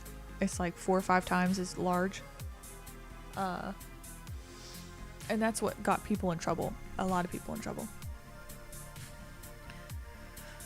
Story of the Home Depot in Joplin was sad. Yeah, the most deaths, I didn't talk about this a ton, the most deaths came from Home Depot and Walmart, and Home Depot was actually sued because of a, and if I sound desensitized to this, I mean, it's sad, but like I read a lot about this. The Home Depot collapsed the walls like a domino and crushed like 6 or 7 people, 3 of those being a father and his 2 young children, and the mother sued Home Depot. I never actually figured out the outcome of the case. I couldn't really find anything, but it was, she sued the hell out of them. Hopefully she won, I don't know, but yeah, Home Depot got in a lot of trouble, and a lot of these other big box stores too. And the problem with the Joplin tornado was that they rebuilt like right after. It didn't change any of their structural standards, and that's a whole other issue with building standards. It's a whole other conversation, but it was particularly tragic. It's Cody. Hey, what's up? How are you? I'm glad you're here, friend. James did a really good documentary about the 10-year anniversary. He did, yeah. It was really sad. And it was nice to see him kind of talk about it too, because he really doesn't talk about it that much. Is Amazon getting sued? Maybe. I don't know. Actually, I haven't seen anything about that, but I'm sure they probably want to keep it under wraps if they are. I would imagine. Will I talk about Plainsfield, Illinois? Yes. Yes. Certainly. Actually, I've had so many people recommend it like fairly recently that I feel like I should talk about it after El Reno. All right. Moving on. Here is a, how well can y'all see this? Here's a good graphic on the damage of the Joplin tornado, and we note that the F5 intensity damage is, that's a pretty decent size of F5 intensity, considering that this is like over the integral parts of the city of Joplin. We're talking about, you know, the hospital area here, going into the main parts of town where all the restaurants and buildings were, a lot of homes in this area. 158 people, I want to say 160 or 161 total, and that is the death total now, maybe 160, but that includes people who passed away after from like the fungus that we talked about, things like that. Yes, Galactic Bryce, we are finally getting to the deep dive. I've been blabbing for like an hour. Those buildings use tilt up. Yes, that's what it is. Tilt up construction. Thank you. Yeah, it basically collapsed like a domino. It's not one collapsing. It's the whole thing just goes right down, and that's what killed so many people. Yeah, on a Sunday afternoon on graduation day, in the middle of a populated town. Some of the candle factory, yeah, it was a candle factory, got threatened to be fired if they left the place. Yeah, I saw that. I wonder what's happening with that candle place too, because it was a local business. I'm gonna look into that. Never a tornado emergency for Joplin. Good question. I'm actually going to talk about tornado emergencies a little bit too later. I've put some notes in here, but yeah, here we go. A good graphic of the Joplin tornado. We've talked about it, you know, ad nauseum in the video. So the biggest thing, and I've talked about this several times, there's a 17-minute warning time for the Joplin tornado. The NWS was fabulous. But part of the problem with like the warning response with people not sheltering is that actually having multiple sirens confused people for some reason. So instead of sheltering, hearing the second siren, a lot of people thought that the second siren meant that it was like for a different area. I don't know why. It's not elaborated on too much, but there's an example down here I'll show you guys. And you can see some of the different warnings here. So this is an actual tornado, the Joplin tornado. And then we've got the different warnings that happened. So these warnings are going off, and people, maybe they live in this crossover area. They're hearing a bunch of warnings. They're like, well, I don't know where this thing's at. So that was part of the problem here.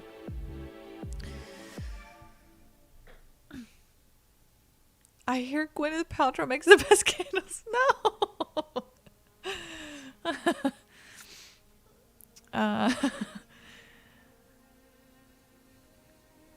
Thank you for making your videos. It allows me to be a lot more knowledgeable. Yeah, thank you so much. Love to England as well. Thank you. I really appreciate that. Yeah, the woman who lost her husband and 2 children was tragic, and I don't mean to sound like monotone when I say this, because reading it was really awful, but I've read about the Joplin tornado deaths, and I've seen a lot of graphic photos on the Joplin tornado to the point where I'm like, I'm pretty desensitized to it at this point, but it was horrific. Yeah. Yes, Jason James does hate those sirens a lot. Why would you threaten to fire someone for caring about their safety? Yeah, and unfortunately it seems to be a recurring theme. It kind of does. I don't know about you guys, but I feel like it's a recurring thing.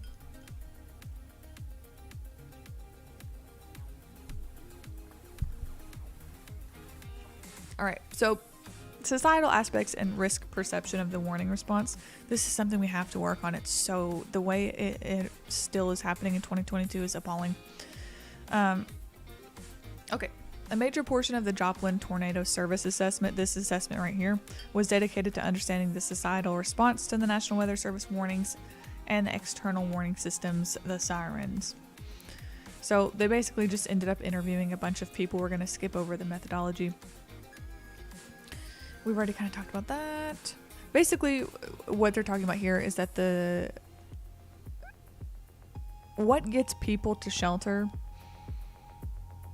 is based on their lived experience. Whether you've been through a tornado before, whether you feel like tornadoes are scary, whether you have anxiety about tornadoes, whether your mom says tornadoes are horrible, or whether maybe you don't care about tornadoes. And so obviously, kind of common sense, that plays the biggest role in your risk perception and subsequently how you shelter or don't shelter.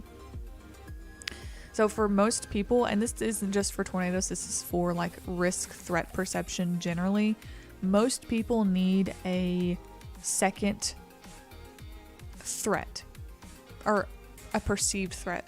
So it's not just enough, particularly with tornadoes, to hear a tornado warning, or even, the first indication that you think there could be a tornado. Maybe it's a tornado siren, tornado warning on your phone, tornado watch that indicates, there could be tornadoes coming.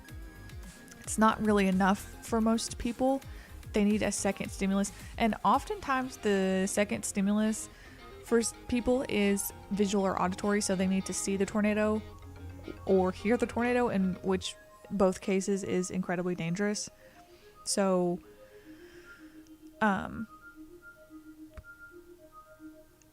Gabby, you're under a tornado warning? Oh my God, are you in your safe place? I hope you are. Jeez. I'm guessing you're in Florida, Gabby? Stay safe, guys, if you're in that area. If it strips concrete from the ground, what will it do to a person? Yeah, I hate to think about that.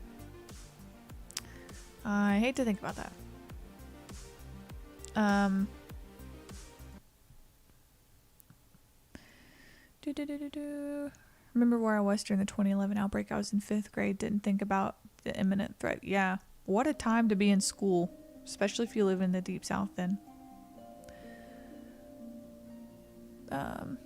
Surprises me there's confusion with the warning sirens. Lived in Kansas and Missouri for years. When we hear the sirens, we knew it. Yeah, Robert, that's a great point. There's a specific example, and when I mention this example, I know that a lot of people do shelter, but it is still nonetheless really interesting to hear some of these interviewees and their responses.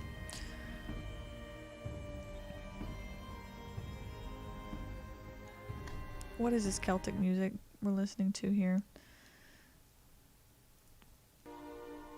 Yeah, stay safe if y'all are in Florida. Oh, thanks for posting that. Thanks for posting the warning. I just don't think they had enough time to get to safety. Yeah, we're gonna get to the nitty-gritty here in just a second. Hello, Lucas. How are you? All right. For the majority of the surveyed Joplin residents, first risk is the local siren system. And so with that, there's a level of ambiguity as mentioned here, and a lot of people don't shelter because often cases with tornado warnings, hearing the siren the first time is just not enough for people to shelter. And that's just kind of, it is what it is. Yeah, I'm blasting the Skyrim tunes. I'm sorry. And interestingly enough, in Joplin, it's community policy to sound sirens either when there's either a tornado warning or when there's winds from a thunderstorm exceeding 75 miles per hour. Imagine the discrepancy, and this reminds me of when I talked about tornadoes in China. You have a huge window of the same warning for a thunderstorm with strong winds and a tornado, regardless of its intensity. So we can imagine the kind of psychological effect that has on people when you have the same warning system for a thunderstorm that's blasting past your house, a radar indicated tornado warning, and a confirmed massive tornado on the ground heading right for you. That doesn't, there has to be some level of differentiation, in my opinion, because that's not cutting it. It's obviously not cutting it because people aren't taking shelter. And this is how people get into trouble, is they don't take it seriously because they've heard the same siren 12 times for strong thunderstorm winds, or maybe a radar indicated tornado. And then the big one comes and no one's prepared. Conceptually, warnings can be defined broadly as the number and combination of risk signals each person received and processed prior to their decision. Okay. Now, the interviews indicated that individuals received anywhere between 2 and 9 threats or risk signals before taking shelter. Between 2 and 9. 9 things that would let you know, hey, looks like we're in trouble, buddy. We should probably shelter. 9 times. That happened 9 times. So, let's look at this one example. Obviously, this doesn't represent the majority of people, but this does exist. So we have one person. The first indicator is they are aware that thunderstorms are probably going to happen. Okay, maybe saw the forecast. All right, you might have severe weather. The next one is this person sees the weather changing outside. Okay, pretty good indicator something might happen. Number 3, this person heard the first tornado siren while driving to a restaurant about 30 minutes before the tornado hits. Again, pretty good indicator that something might happen. You hear a tornado siren. Might need to get to safety. Not enough, okay? 4, his fourth indicator here. Restaurant doors are shut and they don't allow you to enter because everyone's sheltering. It's a pretty good indicator. Number 5, the same person drives to a second restaurant where the businesses were carrying on as usual. They weren't sheltering. They were still carrying on. Okay. Number 6, at the restaurant, notice the weather is changing. Another good indicator. At this point, the tornado's on the ground headed for them. Number 7, reports coming in on radio and TV. We're at the 7th indicator of danger. Number 8, patrons in the restaurant indicate there's a tornado in Joplin coming for them. And finally, the management is instructed to provide protective action. That's 9 signals. It's a lot. This is called denial. Yeah. I mean, that's a lot. And also, Dejan, I see where you say tornado emergency. Yes, there are tornado emergencies. I'm going to talk about them. My voice is getting worse. But I'm going to note later, tornado warnings and tornado emergencies look almost the same. And I have beef with that. I don't like that. I'll talk about it again.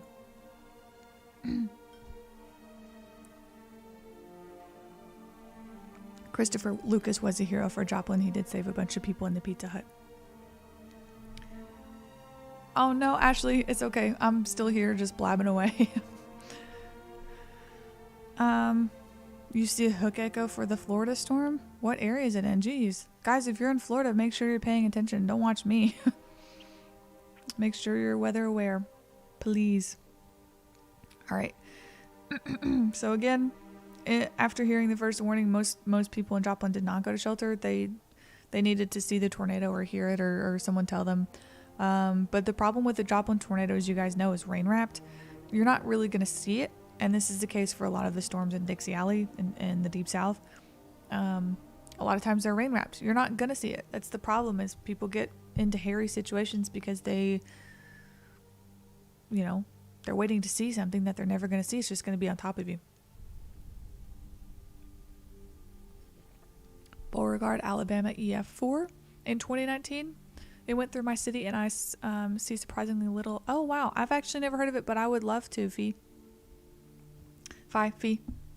Yes.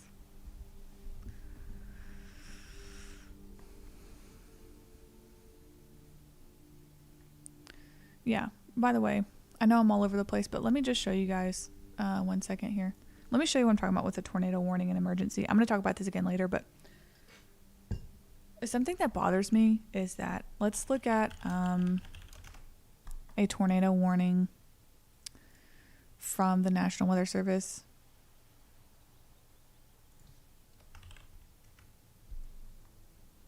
All right, we're familiar with these. I hope we know what these look like. We have a tornado warning, okay? And we know that the tornado warning consists of, these are important. They look the same, and I think that's pretty deceiving because the general person doesn't look at this. So for us weather weenies, we know, we look at this and go, it's a red or indicated tornado, right?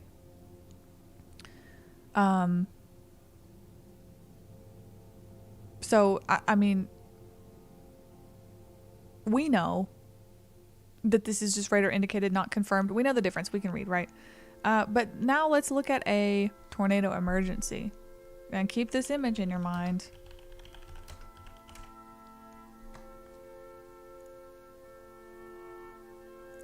What does it look like?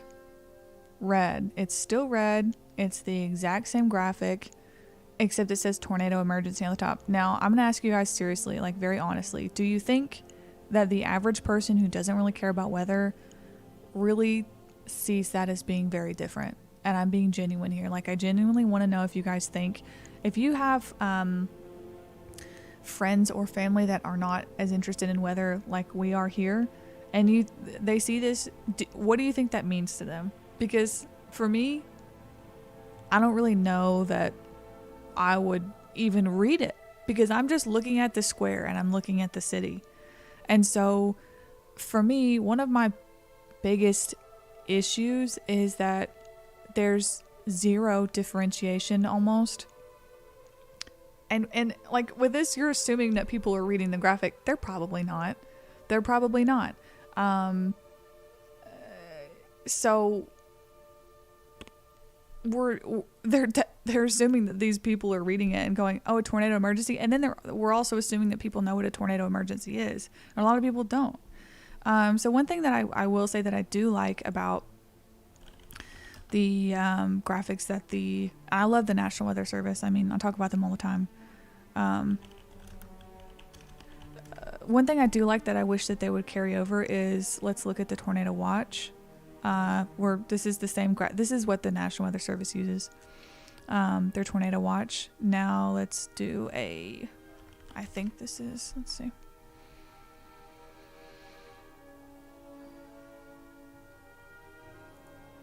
No, it's not. This is a okay. I was wrong. Okay. Let's look at tornado watches now. Let's look at the graphic for tornado watches. Okay. I guess we'll use this one. This is like the general. I mean, this is what we generally see, right? Here's a tornado watch.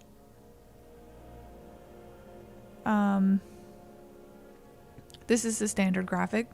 I mean, every news, like media alley does it a little bit different, but they look the same, right? Tornado watch. Okay, but now we know what PDS tornado watches are, right? Particularly dangerous situation. We're weather weenies. We know what PDS tornado watches are. We know what a difference between a PDS and a regular watch is. It's a particularly dangerous situation.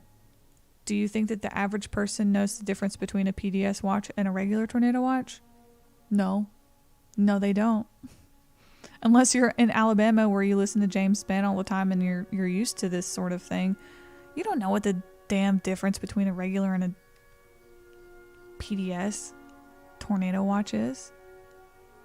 And that's something that really bothers me. I know I've seen PDS watches. I don't remember who does it. Someone does them purple. Someone does PDS watches purple, and I thought that was what they used, but apparently not, and that's also kind of annoying. In the South, we go outside during a tornado warning. Yes, Mr. Clean. That's what a lot of people do. I wish they wouldn't.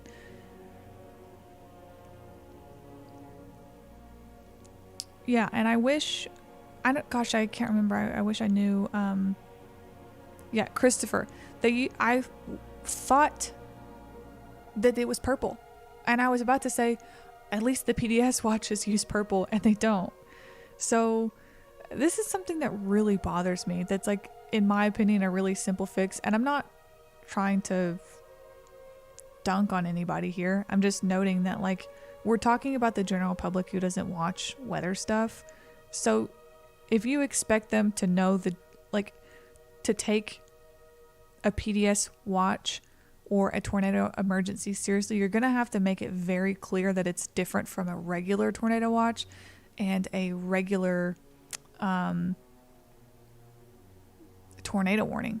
Like, how is anyone going to know if you use the same graphic for a completely different situation? And I don't mean to go off on a tangent, but I mean, it's a really important thing. I know some, and I will say there are a lot of meteorologists and stations. Thank you, Galactic Bryce, for pointing this out. There are a lot of stations who will change the colors for like a PDS watch. And I really appreciate that because they're noting the difference here. And it's a big difference. And maybe it's an instance where the National Weather Service uses the same thing all around, and then it's up to the meteorologists themselves to kind of change the graphics around for the general public. I'm just trying to give the benefit of the doubt here. Perhaps it's a case where it's like the National Weather Service, they're the government agency, right? So they keep everything uniform, and then, we expect the meteorologist to inform the public about the warnings, and they should make it reflect the level of seriousness by using different colors or whatever. But still,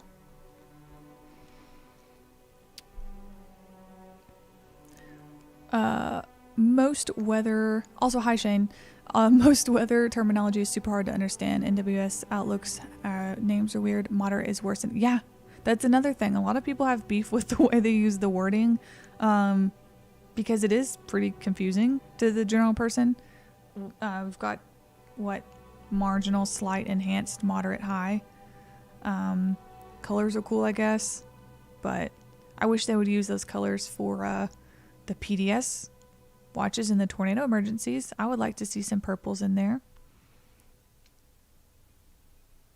I chase locally. Thank you, Johnny, for your service, friend. Yeah, chasing is, I really respect it. I respect it a lot. I live in DFW. I've never seen a PDS tornado watch, but I have seen a tornado emergency. Yeah. It kind of blows my mind that you wouldn't really know the difference unless you're a weather weenie.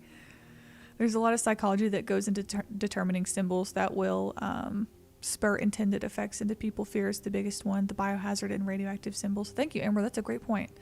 There is a lot of psychology behind it. And I know that the National Weather, I love the National Weather Service. They're incredibly talented. They do life-saving work. They're amazing. I love all the things that they do. I just think that there's this one thing that kind of bothers me. I think the public education is incredibly lacking when it comes to these things. And it's simple. Like, we could use the same color differentiations for things like the warnings and PDS watches, because those are really important. That's what actually goes out to the public, That's what people actually see.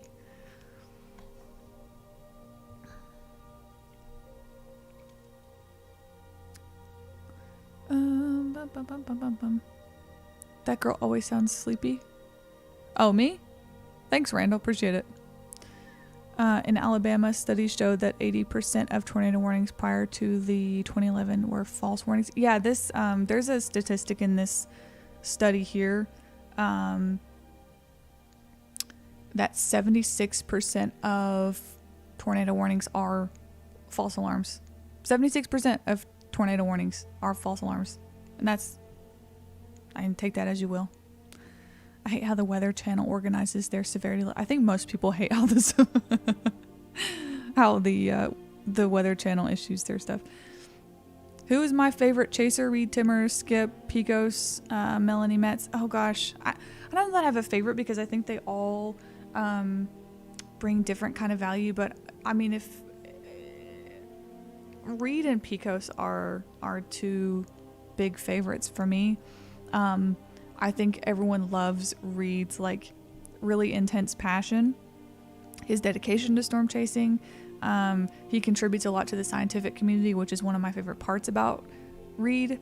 And just the sheer dedication that this man has had for decades is astounding in itself, and it's also hilarious. So there's he brings a ton of value to the field. And then Picos Hank is a lot more mellow. I'm sure you guys are pretty familiar with both of their videos. Picos Hank is incredibly mellow. He's very informative with his videos. He does a lot more editing in them, and there's a lot, you know, you can gain from watching his stuff as well. So between those two, they're both really inspiring. I was in Virginia Beach when we had a EF 0 to 2. Had a weather app that sent me a notification that said take shelter now. There's a tornado on the ground within 2 miles of your location. Good Lord. I've been working as a meteorologist for 15 years, so every day I talk about it with my family and they have no clue what I'm talking about. Oh no, I'm sorry. Hey, at least your family is really prepared. I feel the same way though.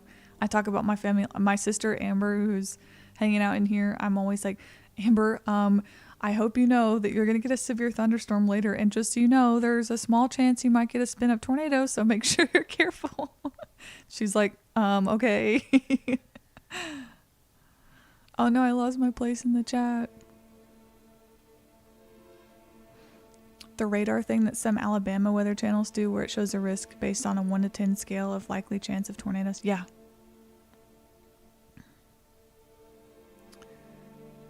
Yeah, Ernest Williams, that's an incredible point. Absolutely. I sound amazing. Thank you. Thank you, Philip. Amazing, not tired.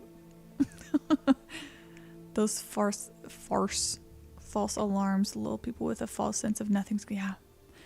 76% of tornado warnings. 76%. The most misleading thing from the SPC outlook scale is the slight and marginal. I believe that. I believe that. I mean, it's interesting for us because all of us here are really interested in weather, and so it's kind of hard to imagine a scenario where we would never be weather prepared, or we would be like completely caught off guard by the weather, because for us that doesn't exist, right? We're all interested in weather. We're all weather aware. We know what to do, but it's not the case for the general public. And so oftentimes when you see videos and people are so quick to comment about how dumb or ignorant they are, that's not very fair to say, because the general person doesn't care about these things and we can't force them to care. You know what I mean? Back up, Reed Timmer 2003.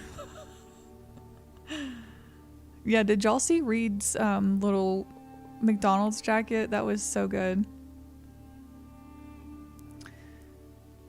Yeah, Picos is very funny for sure. Yeah, Amber, I also think there's probably a lot of fear tactics with those labelings too. I mean, that stuff happens all the time. My dad's uncle lives in Duncan, Oklahoma. Has lived through countless tornadoes. Yeah, tornadoes in Georgia are really interesting. When we see a video on Mayfield, Kentucky, soon, but not too soon, because I don't want it to be too soon, if you know what I mean. I don't want to like make a video on it right after it happened, but it will be coming probably by summer. Hello, Mike. How are you? Yeah, Amber, you don't have to watch the weather, dog. I'll just tell you what's happening. There's a meme of a big bulky guy cornering someone and going like this, and it's like me telling my family about the weather. That's me. We have a siren practically in our backyard, and it crows with the hens. Have you chased? No, I am so scared of chasing. Gizmo is the real star also. Okay, I can't shut up. Well, I want to show that you guys the important parts of this. Okay, basically here, this highlighted area is people saying that these myths of people thinking that a tornado is never going to hit them. We know that's not a thing. Again, the public education things is something we really have to work on. Complacency, siren mentality, it's awful. And these are things we can actively work on. The public education aspect of weather is something we can easily do. And I think we are working more towards that with a lot of these weather live streams and stuff, and I'll talk about that more in a minute. So, again, people here are saying sirens are sounded even for thunderstorms. All the siren means is there's a little more water in the gutter. And that's a quote from someone who lived through the Joplin tornado. Amazing. Familiarity with severe weather for people in Missouri, and the perceived frequency of siren activation will not only reflect normalization of threat and or desensitization to sirens and warnings. Okay. Lowers the credibility of sirens. We know that.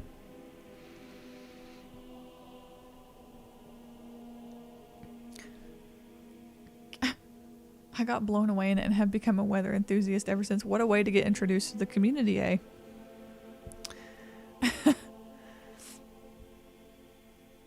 I'd only go chasing with professionals. Yeah, that's the intention. I would never, ever, ever, ever, ever just willy-nilly go out there. If y'all ever see me out there by myself, something's wrong and you need to call for help, because I will not be in my right mind. I'm terrified of storms. All right, continuing on. The majority of surveyed Joplin residents did not take protective action until receiving and processing additional credible information. And that's what they personally perceive as credible information. So that varies. And its magnitude from a non-routine trigger. So non-routine meaning not a tornado siren. Either maybe their friend calls them, maybe they actually see the tornado, maybe their tree in the front yard's blowing over.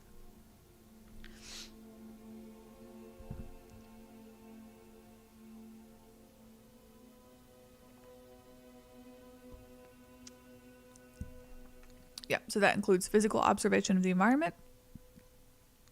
You're way too close if you can see that. And they note here that the tornado's rain wrapped, so it's not like they're just going to see it. It's not like a, easy to spot thing. Seeing or hearing it on television, on air, and that is a critical part of why the live streams, storm chaser coverage, on-air coverage is so important in 2022 and moving forward. I think that's going to be the key to getting people's attention and making them take stuff seriously moving forward. Live cameras, the tower cams, again, the storm chasers are so critical in all this. Sorry guys, I know I'm not reading every single comment. I apologize. I just can't shut up talking to you guys, and I want to get through this. Will Ryan, maybe some chasers, ever have an in-person tornado presented or tornado TED Talk? I am sure. I'm not going to speak for Ryan. I'm sure he has a lot of plans with that, but I think a lot of people would really love to see it, especially with the, like the dynamic duo of Reed and Ryan, or whoever else. Be really interested. Noonan, Georgia was horrifying. I will make a video on it. And I will talk about my personal experience with it. So it was terrifying. You're right. It was very terrifying. There's a 76% FAR, and then there's the optimism bias where people think, oh, it's not going to. Yes, the optimism bias is huge, Gabby. Thank you so much for pointing that out. The optimism bias and things like, a lot of people think that tornadoes can't go over mountains or rivers or, those things move, and they'll move right up a mountain. I mean, not an entire mountain, but they will move up hills. They'll move over water. I mean, They'll move over cities. There's this weird thing where people don't think they'll move over cities. You know, these are things we have to work on. The public education. It's so important. And it's something we can do, you know? And of course we know it's unclear how many of the people that died in Joplin, we can't say that they improperly sheltered all of them, because we're talking about an EF5 tornado. So I'm never gonna sit here and say that the people of Joplin weren't prepared enough. You know, if we're talking about an EF0 tornado and you're in a mobile home, maybe we can start speculating on how well someone is sheltered, but we're talking about EF5 catastrophic tornado. That doesn't really matter. You know, it's a horrific, violent tornado at that point. Yeah, Bryce, the Atlanta, Georgia 2008 tornado was an interesting one. Eventually I'll talk about that. I love how half of this live is me saying, yes, I will talk about that tornado.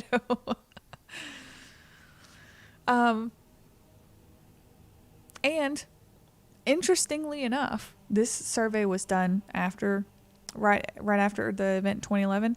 Several people of the interviewed Joplin survivors indicated they wanted different levels of warning, which is they're talking about the local sirens. They wanted different levels of warning to clarify the seriousness and magnitude of the threat in 2011. Interesting, right? You should gather a few of us from Joplin in a Discord chat. And yes, I would love to. Actually, one of my main goals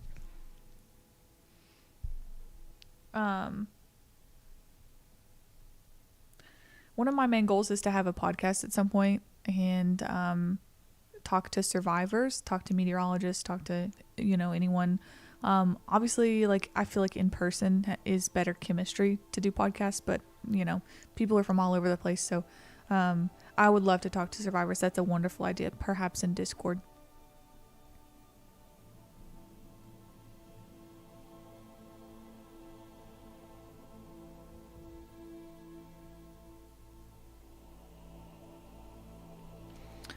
Yes, thank you so much for that idea, Seamus. I appreciate you. And we talked about this, the difference between the Tor emergency and the PDS watch. There's not any differentiation in color in that, and that it aggravates me, obviously. So the fatalities that occurred in Joplin were 54% residents. Non-residential buildings were 32%. There were a lot of the ones in the Home Depots, the restaurants, and all sorts of places. Moving on, here we have our 76% false alarm rate for tornado warnings. I mean, the problem with this is, no one can sit here and say, just issue less tornado warnings. It doesn't work that way, because any tornado warnings are issued based on tightening rotation with a storm. Anytime there's enough rotation tightening, it triggers a tornado warning. The National Weather Service issues a tornado warning. And so when we look at those little tornado warnings, they'll say radar indicated or confirmed. They've got to issue warnings for radar indicated tornado warnings, because the point is that a rapidly rotating storm can very quickly drop a tornado. But then on the other side, the flip side of that is that it's not a tornado on the ground yet. We're talking about a rotating supercell thunderstorm. We're not talking about a confirmed tornado on the ground, but it can become a tornado on the ground within a matter of seconds. So there's a huge problem where I guess maybe it'll just be a matter of us getting the technology at some point in the future, or maybe perhaps with chasers being a lot more prevalent in 2022, we can work towards a system where we're able to differentiate between the confirmed tornadoes or actual funnel clouds coming down versus radar indicated storms that can pose a threat. But I mean, still 76% for a false alarm rate is high, and that's obviously directly associated with the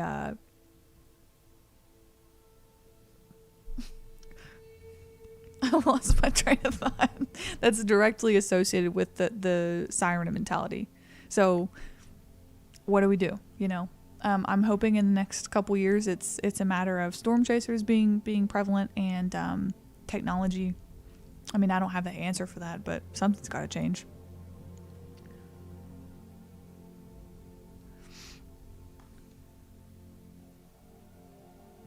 Minnie and Joplin did do well taking shelter. Yes, thank you for pointing that out. The death toll could have been much higher. Yeah. And I would never, like, I think with not just Joplin, but a lot of these events, it's like, I don't ever want to sit here and say the people didn't properly shelter. While I do advocate for people needing to be responsible for sheltering and stuff, we don't know all the situations. We're not there. And for these violent tornadoes, a lot of the times it's just that time, you know, and it's so strong. If you're in a place that's not like super, super secured, it's going to be difficult. So this talks more about the warning process. So we're talking about 2011. So we've got, you know, social media exists at the time, but it's not massive like it is today. But one local media outlet in Joplin reported success using text messaging and social media like Facebook as methods of issuing warnings, and they had good success with that. So that really, sorry, my hiccup. That really reflects kind of what we're moving to, in my opinion, is social media and doing these live coverage and these live events where we can actually see things happen. And then this has been studied countless times in social science for tornadoes, especially after the April 2011 event, is that people do well with seeing tornado videos, with chaser videos, with live cam footage, even with seeing like the velocity couplets and stuff, and people actually breaking it down, like here's this and this, here's the area of rotation that we're concerned about, here's all of this. And that's what we need to be doing, because before, a lot of times what happens is they'll just show this like really basic radar scan and people don't know what they're looking at. You can't expect the general person to know exactly what they're looking at. To them, we're looking at like heavy rain and thunder. You know, you see the general like green and yellows, which indicate rain. We've got heavier rain in the orange and yellows and reds. So these things need to happen, these live coverages, like what Ryan's doing. A lot of people are doing on YouTube. They're so important. Storm chasers, super important. Whew.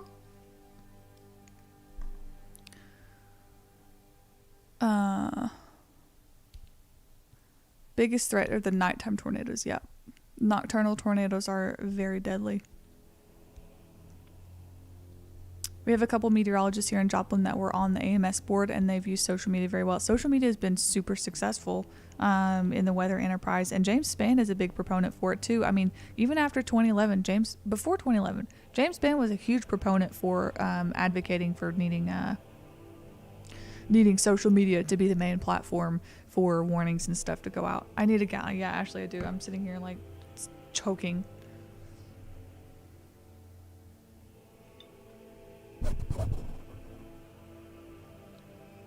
Y'all see that? I'm all over the place. I'm gonna stop talking for a second.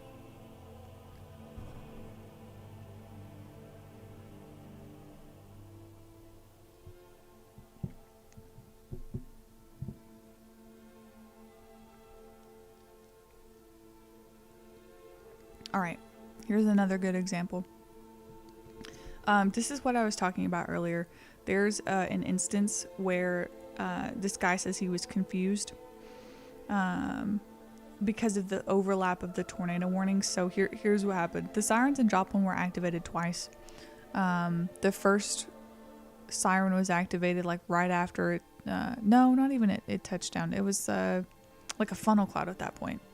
And then as the tornado starts moving through Joplin, there's a second tornado siren sounding at 5:11 p.m. So the second activation roughly coincided with the 5:09 p.m. issuance of the tornado warning polygon. We saw that picture of the kind of overlapping polygons earlier. Confusing some of the people because of the overlaps. Residents heard the initial siren activation, then the warning details for polygon number 30, and assumed the activation was for the area to the north.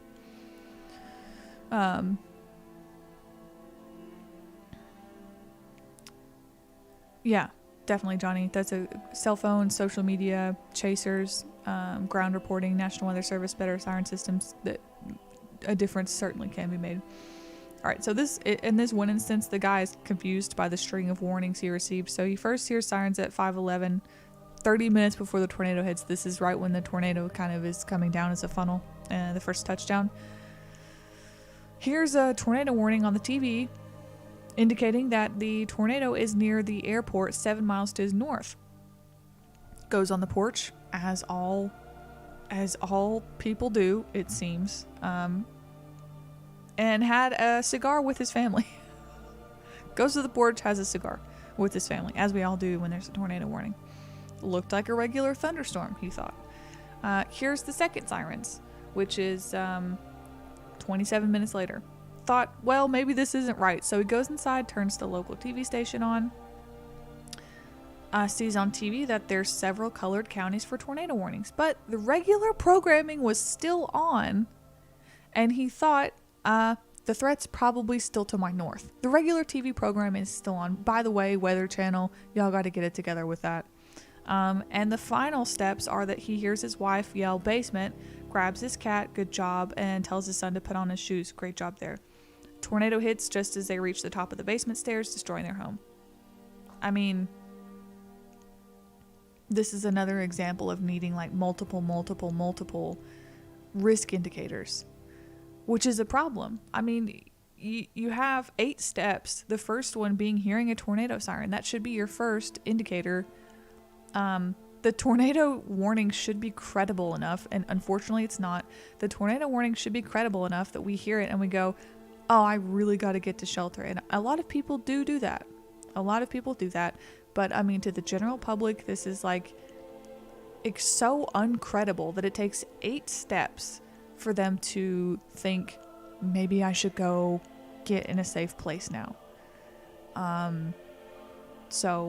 And this obviously isn't confined to the Joplin tornado. This happens all the time.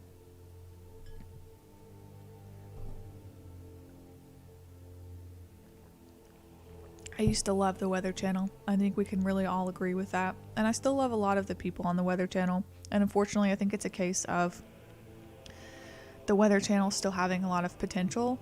And they have a lot of great talent there. And they're just being horrifically mismanaged. They were bought out by, gosh, I don't want to say who. I think I know who, but I can't remember. I don't want to say. But you can look it up. It's obviously public information. They were bought out some time ago.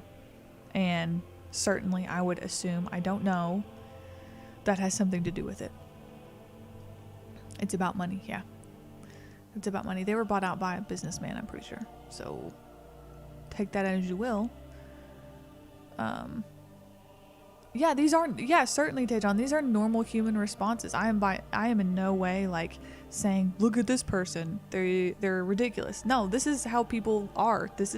And the reason why it takes 8 steps is because we have a system that is failing people. We have a system that is so uncredible now that we need 8 steps to get to shelter. I mean, we can do better, right?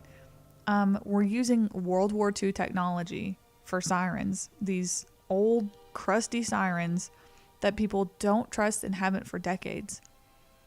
And we're expecting them to shelter the first time they hear one of these old crusty sirens, when 76% of the tornado warnings issued are false alarms. Doesn't really add up. Yes, we did love storm stories. That was fabulous. They had some really, really good, the Weather Channel used to have really good stuff going for them. And like I said, they still have a lot of really great talent there. Unfortunately, it's not the people that work there. The people that work at the Weather Channel are great. I mean, they've got a lot of talent, a lot of really good people in there. Oh, IBM. Thank you, Dan. Thank you, thank you. I know, and I think the Weather Channel influenced a whole generation of people who are interested in weather now because they had so many really compelling stories of people. Like Storm Stories was such a good series. They talked about all these people's experience. They have amazing documentaries on Tuscaloosa and so many different ones. Yeah, they had I think they had one on Greensburg as well.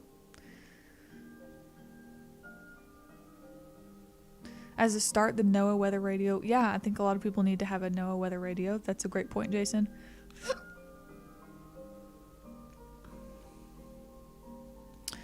But it's not credible because maybe we have tried too hard to make it work, but tornadoes are just too unpredictable. Absolutely. Absolutely. There's definitely a layer of, like, we just don't have the technology to be able to know exactly when and where and if a tornado is going to touch down. So it's definitely a huge element. And again, by no means am I knocking the NWS in any way, because I love the NWS and they do amazing work and they're doing exactly what they're supposed to. It's just that the whole system, especially with sirens, is like, you know, is flawed.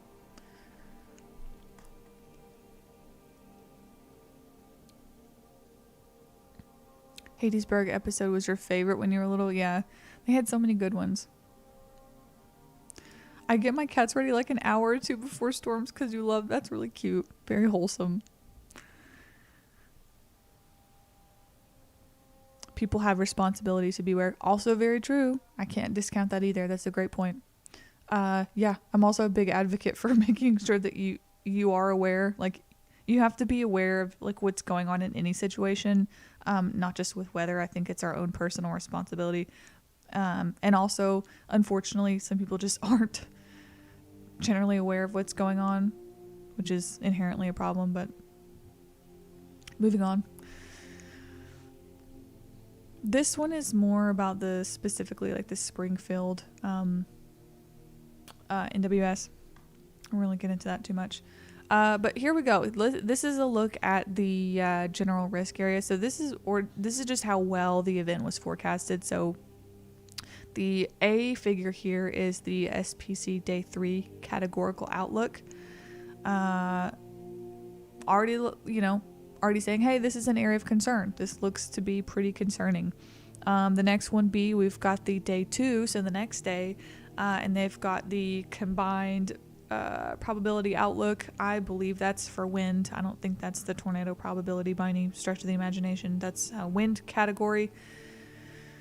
So again, by Day 2, they're really saying, hey, this looks pretty concerning. This looks like a pretty concerning setup. It's extremely well forecasted. C is, I want to say the day of, and they issued, C is the tornado probability. So I know that Joplin was in a 10% hatched tor risk, while other parts of, we've got Illinois in a 15% hatched risk all the way up. So, I mean, extremely well forecasted. They also had, of course, the tornado watches that go out, and I don't know if you can see it, but they've got tornadoes is listed as high down here, EF2 plus tornadoes moderate. So very well forecasted. And you know what I wish is that, and I don't make the decisions, but I wish that this kind of information here, like what the SPC does with their categorical outlooks and stuff, were like what's used mainstream, because the SPC graphics are some of the best. I mean, they're like straightforward.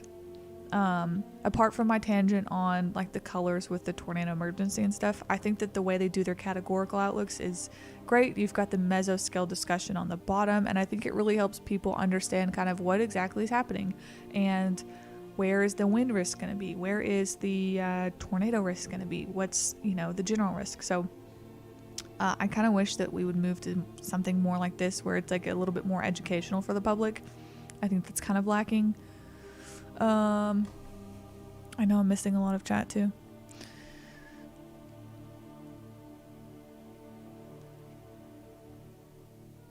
Oh, they did a rebooted Storm Stories? What? I'll have to look into that. To check that out myself. Bridge Creek episode. Gosh, that one tore me up. I know, that event got me bad.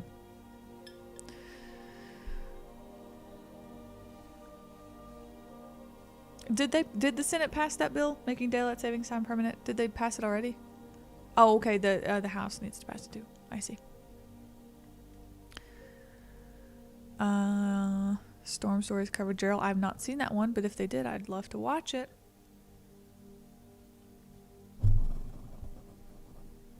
Can I do a video on the Fairdale, Illinois EF4? Yeah, certainly can. There were fatalities with it, and you haven't seen an actual documentary. Yeah, I would love to cover something like that.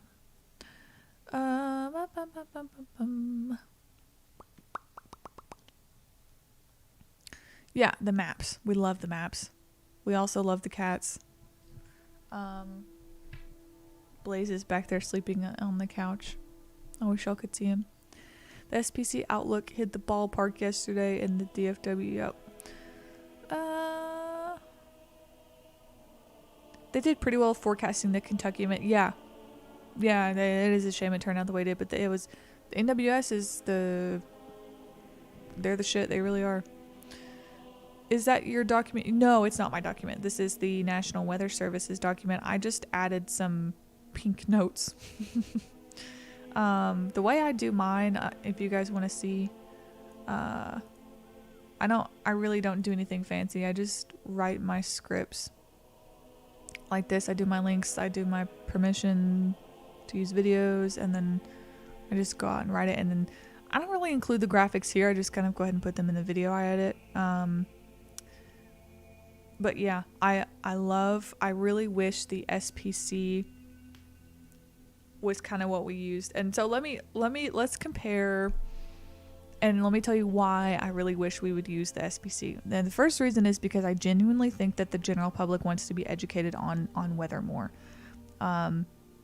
Because what we do right now with the weather, and I'm generalizing here, I'm not talking about every meteorologist ever, I'm talking about like a generalization of the way that TV meteorology is. And I can understand it to an extent, but the way it happens a lot of times is that we get this general graphic of like green, yellow, and orange. And that is all encompassing of hail, damaging winds, straight line damaging winds, discrete cells capable of producing tornadoes. I mean, you don't know what you're going to get. It's like a giant mashup. And so let's take a look here. This is, I know this is in paint, I'm so sorry, but okay, let's look at this. Oh no. Let's look at these graphics versus this.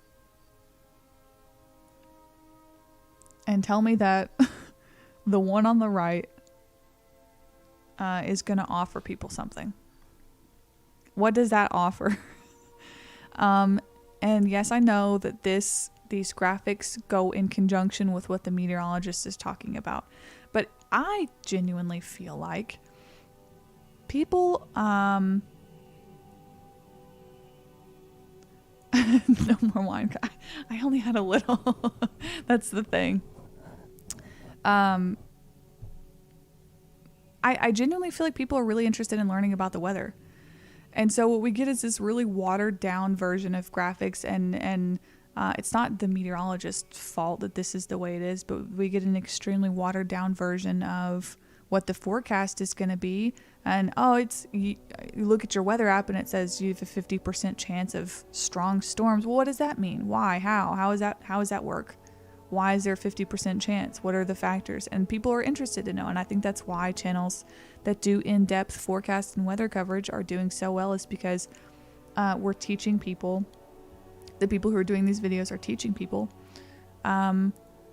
hey, here's the severe weather threat. We look at the SPC graphics, and then we talk about this area over central Alabama is going to have a lot of bulk shear. The lower level jet's going to be enhanced over this area, and that's going to be in combination with a lot of moisture, which is conducive to tornadoes. You know, these kinds of things that aren't complex things to grasp. They just need to be explained a little bit.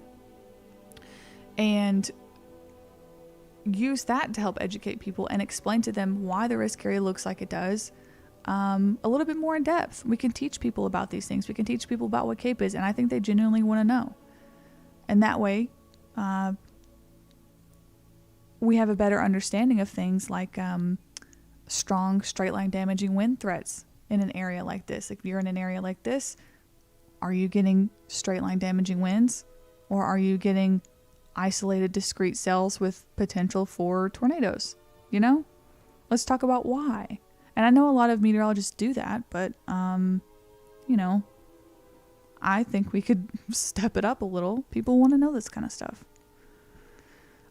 We've not had an EF5 since May 2013. We're long overdue for one. Yeah, a lot of people are itching for it, it seems.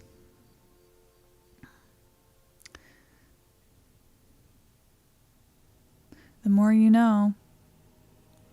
The more you know. I just really, I don't know. I think there's a lot of things we could do differently with the way things are warned now. And here's some radar imagery if y'all want to look at it.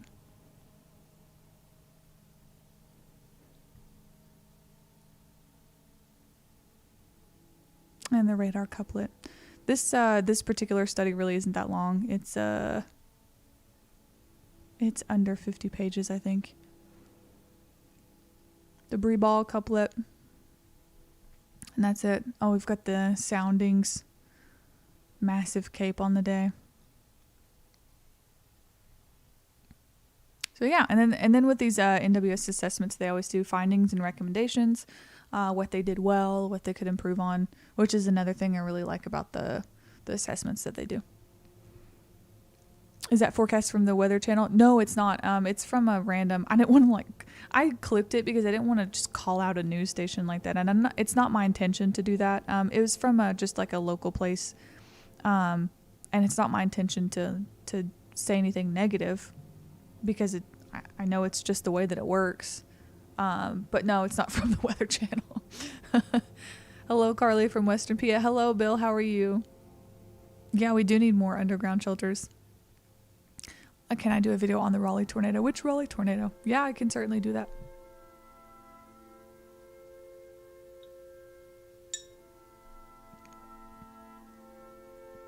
Yeah, Iowa just recently had a bad one. Thank you, Johnny. I really appreciate that. Thank you, thank you.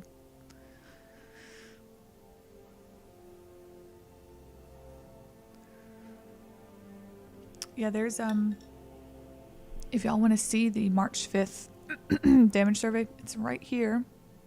I had it pulled up. So March 5th, and I'm talking about, there's multiple, but I'm talking about the winter set tornado. So here's the track map. That's Des Moines Metro.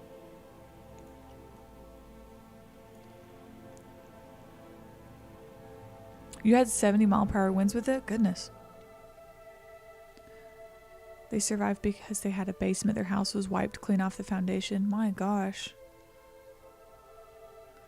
Yeah, that was a scary one.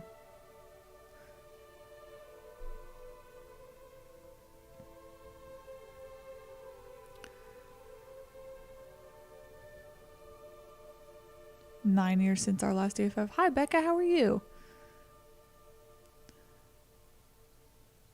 Oh, I hope you're doing well. Yep, this is the interesting. I don't know if this is preliminary or not, but it's noted as EF4 the whole way through. I guess they don't really do it as they don't do the different colors based on where specifically it is. If it's in EF4, I guess they just do it as the entire color. But yeah, 170 mile per hour peak winds. And again, I'm assuming this is preliminary. From 426 to 601, that's March 5th, last week. 69.5 miles was the total path length, which is pretty impressive. They don't have an estimated max width yet. Injuries and deaths, 5 injuries, 6 deaths as of right now. So long track tornado developed just north of Macksburg, producing significant damage on the southeast side of Winterset and Norwalk, to the northwest side of Newton, and several communities in between. Oh, I'm sorry. The EF rating has been finalized. It is officially an EF4. However, the track remains preliminary as the survey information continues to be analyzed. So they got that one out pretty quick. That was EF4 finalized.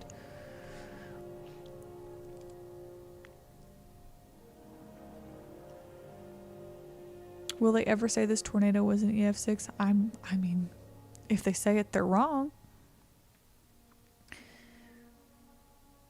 Just blew over things that weren't secured like garbage cans. Well, that's good. I got my prom dress in Des Moines, and the day my mom was zooming away, the sky was really dark. My gosh. Well, I'm glad you guys are okay.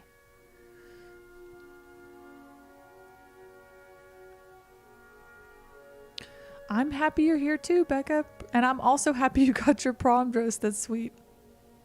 Yeah, the length is really intense. That's a pretty that's a pretty intense one. Oh wait, do you know who it is, Miranda? Do you know who that graphic was from? I don't remember. I just kind of clipped it off of a local news network. And again, it's not my intention to like be mean or anything.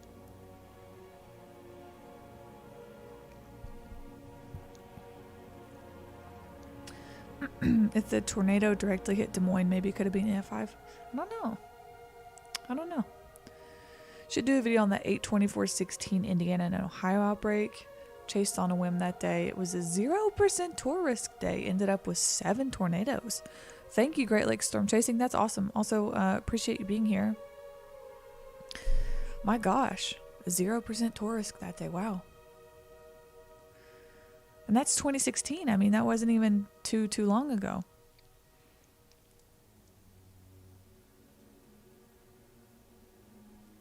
Global devastation.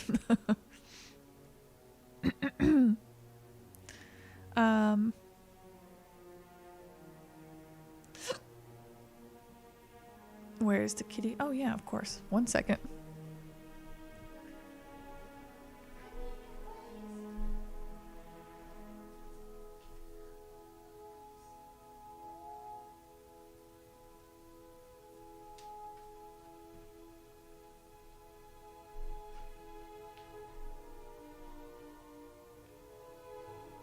He's all scruffy.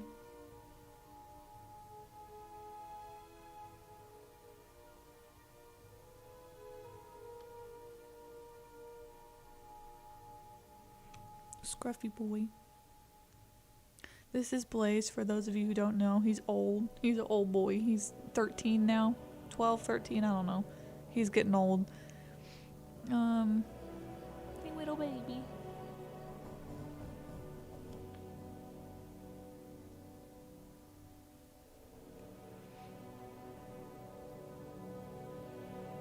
Yeah, where poor foundations of the homes cause the EF rating to be a little skewed, or not skewed, for it to be lower than a lot of people would like it. That's a huge conversation to be had. And it's also a conversation I would like to have with people who survey storms, or structural engineers, or meteorologists. It's something I would love to do for for an interview, certainly, because I think a lot of us, I think a lot of people in the weather community get really upset when things aren't rated the way that we want them to be rated, or the way that we think that they're supposed to be rated. The reality is that we're not the structural engineers and meteorologists out there volunteering the time to go look at the storms. And of course, we're entitled to have our own opinion about the way the system works, and of course, anyone's open to criticism, in terms of saying, hey, this or that could be better. But ultimately, it is what it is, and it doesn't change the damage. It doesn't make the damage any different. El Reno tornado would have been an EF5 because it didn't, certainly, I think, easily EF5. He is a big boy.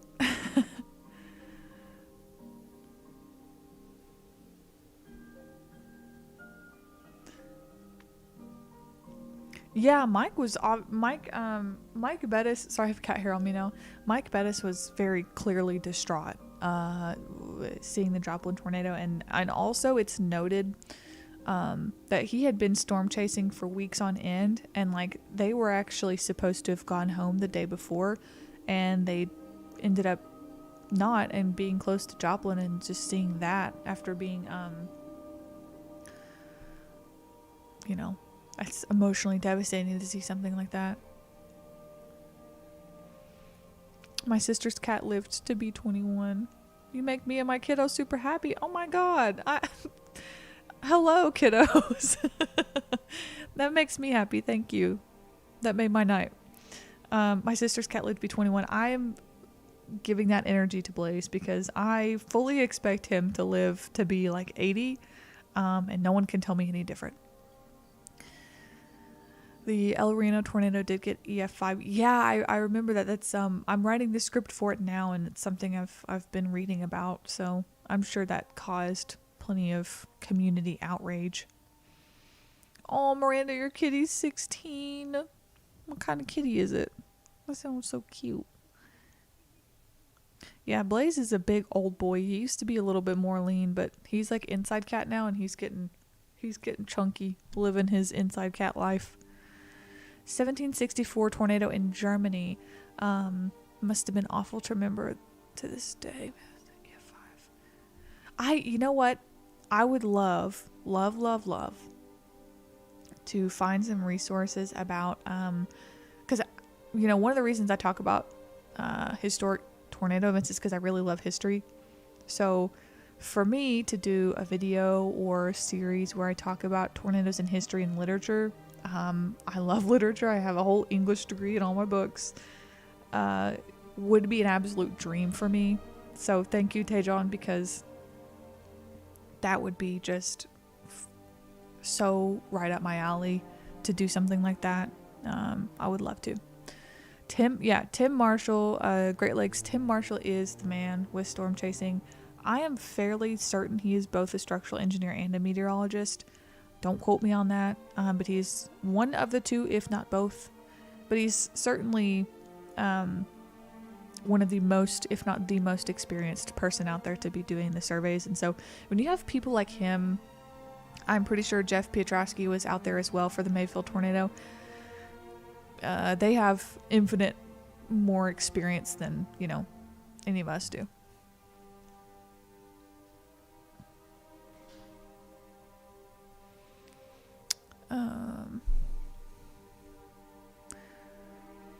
Waldeck. I certainly am mispronouncing that. I'll read into that. It's ironic that Tim Samaras, the storm chaser, and his son got killed by the El Reno tornado is that's what everybody would say. From what I understand and from what I've seen, is everyone says he's the most cautious. Yeah.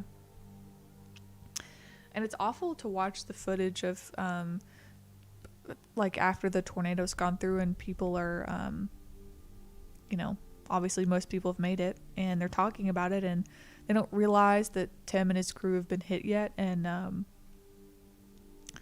they're also, I'm pretty sure it's been a while since I've seen this footage, so I could be recalling this wrong, but I'm pretty sure that they discussed that some chasers were hit. At the time, no one realizes it's them, of course.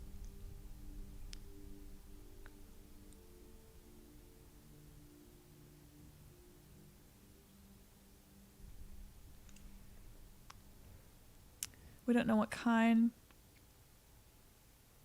Seems to be some sort of tabby. We love tabbies. Yeah, 2013 was one heck of a year. Especially May, just like a constant inundation for the plains. Would I expand to covering hurricanes? Certainly. The one thing, though, is that I'm not ever going to talk about something unless I feel confident enough in my knowledge to present it to you guys. And while I am familiar with hurricanes and events, I want to get a little bit more experience in looking at and just getting more knowledge about hurricanes and how they form before I present like a body of work to anyone else. Overall, the goal for my channel is not to just pump out content. It's to actually have something beneficial to say. And And so if that means I have to take longer to make videos, I'd much rather put out something that I feel confident and knowledgeable about than just trying to pump out something, you know. But it's sorry that was long-winded. To answer your question, yes, I probably will talk about hurricanes at some point. I just want to give it a couple months to make sure that what I'm presenting is accurate and done as well as possible. 2013, 2011, 74. Yes. The 70s were wild for weather too. Absolutely wild. My head out. I have an 8 a.m. Okay. Thank you so much for being here. Good night. I appreciate you. Have I seen the 2019 Jefferson City, Missouri tornado? No, but I can certainly look into it. Yeah, El Reno had a lot of turns as well. Yeah, Tim Marshall is the top of the line surveyor out there. It doesn't get much better than that. Yeah, the Mike Bettis footage is interesting. Actually, I was reading some comments on the video the other day, and some people are saying there's a frame where you can, where the truck's tumbling, you can actually see outside the window a little bit and see, some people are saying you can see the multiple vortices in the tornado. I didn't see that myself, but I'm going to try to see if I can't get that frame.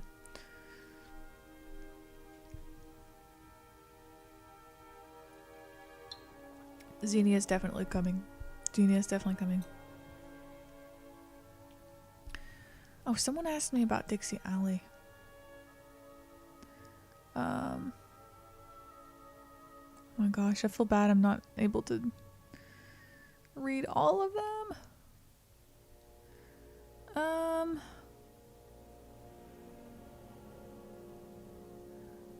Gosh. It's definitely interesting to see Tornado Alley shifted. Yeah, I mean, the Deep South is certainly a hot spot, especially this time of year. I mean, we're already looking at some day 8 risks at this point, so it's looking a little concerning. We had a derecho in Branson a couple years back when that sank the Ducks boat. Gosh, I bet that must have been really scary. Those can be really, really intense. 70s were wild for weather, music, and serial killer. Yeah, 70s, what a time. Well, what's the website you're finding those paths? This one specifically is, I'll show you guys, the weather.gov. Weather.gov, and this is the, they have past weather up here, which is great if they have it. They don't have it for all the events though, but like when they do it really good, and they've got the radar loops here. Like there was one for Joplin. They've got the meso discussion here. Or is that the newest? No, yeah, this is the mesoscale. Storm report, I mean, they really do it right. More radar. They've even got, like, you can find like the 500 millibar maps and stuff like that. So very cool. However, one resource I love when doing the tornado videos is a fairly new one, and it's called Tornado Track. Tornado Tracker? No, Tornado Tracker?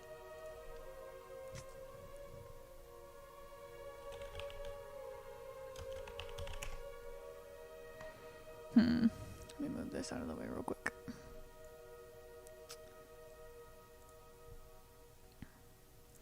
Let's see. I know I saved it. Not Tornado Talk, although that is a really good one.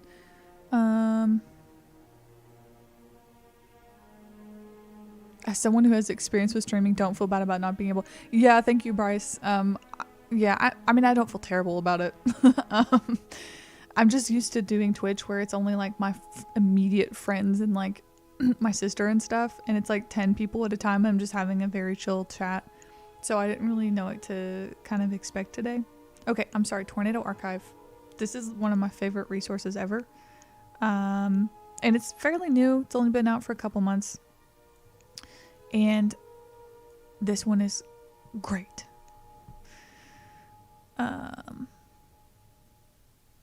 Carly, do you see a very active more active than normal spring for tornadoes in your opinion?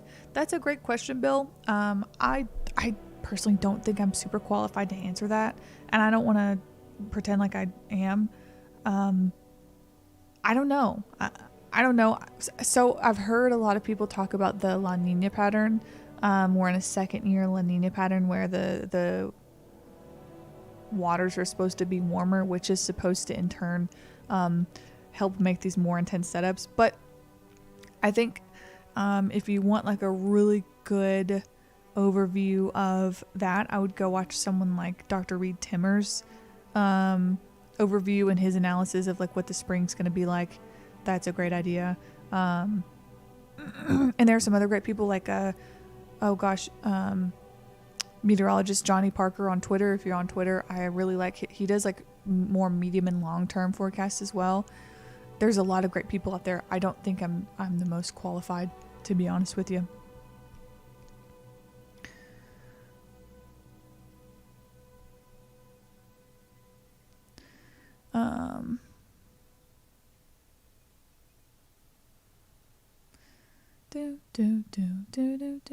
Oh, you stream on Twitch too, Johnny? Yeah.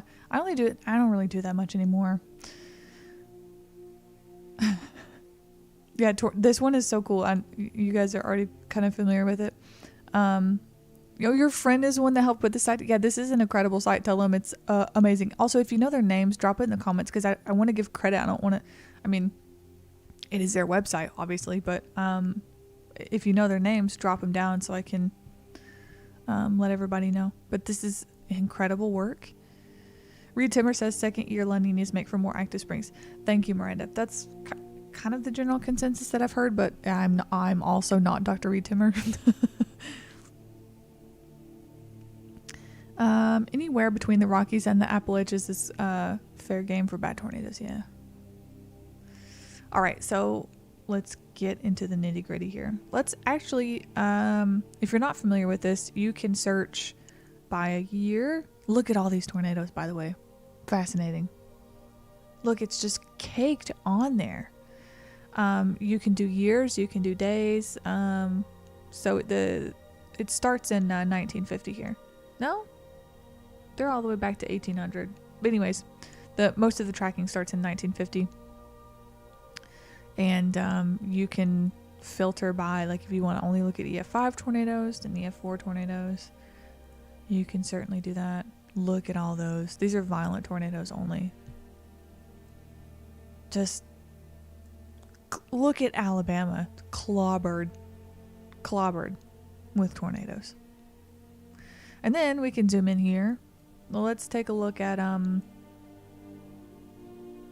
Noonan, I guess, probably down here. Hey, you gotta be specific. Start location, they give you the location here. It doesn't give you like the city or whatever, but you can see it on the map if you want. Fatalities 26, injuries 125. This one goes back to 1920, so I mean, these are likely from the 2011 event. No, 1932. Okay, fabulous. 1973. I mean, here we go. Yeah, April 27th.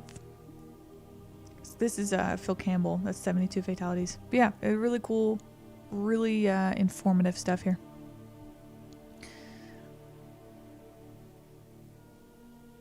Oh, you DJ live music? Then Twitch is probably really cool for you to be on. That's awesome.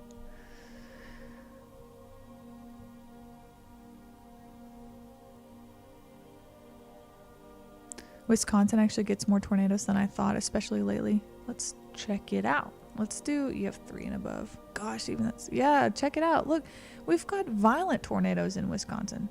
All the way up here, guys. Check it out. We've got violent tornadoes in Minnesota. Purples are EF5. I mean, isn't that something? Isn't that something? Oh, zoom in on the El Reno one and show the width. Certainly. What's this EF4 tornado in Wyoming? Goodness. Why is April 26 and 27 a regular date for killer tornadoes? I'll never know. Now you understand why we look for lift and vertical tilt in the ingredients of a storm. Yeah. Yes. Yeah, how Wisconsin, I didn't even realize. May 31st, 1985, Great Lakes, Ontario tornado outbreak. Whoa, okay. Certainly. Alright, let's do, we gotta go to EF3. El Reno is just west? Northwest? Here we go, just west. Whoa! Check it out. So, I don't know if they stuck to the width for like, I'm gonna zoom out for a second, all the other tornadoes. It seems like they really just wanted to make it clear that this is the El Reno, because all the other ones are the exact same width. But here we go. Wow. Look at that.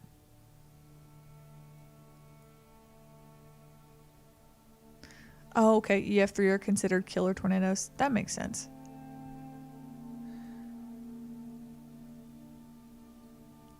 That F4 you see in Marionette County, Wisconsin occurred in 1968 and happened 30 minutes to my south. Wow. 2 died and a third in the same house got blown half. My gosh.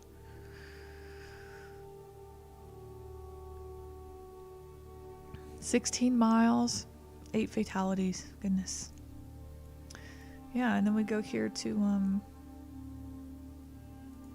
wow. Yeah, this is, look at that. What's this one taking a sharp turn here? Oh, okay, that makes sense. That's the May 3rd, 99. Fascinating.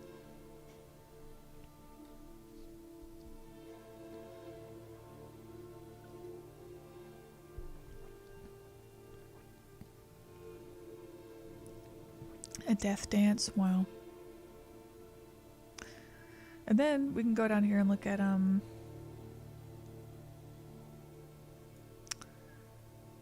let's see.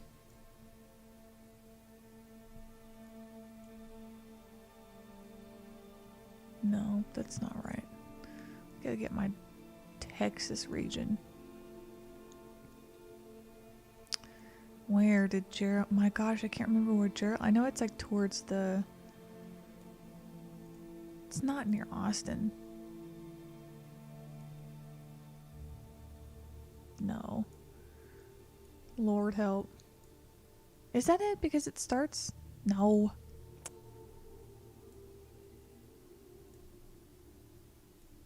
Waco.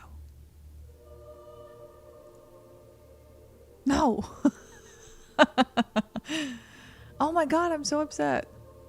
Oh, I'm looking at the red ones. I need to start looking at the duh.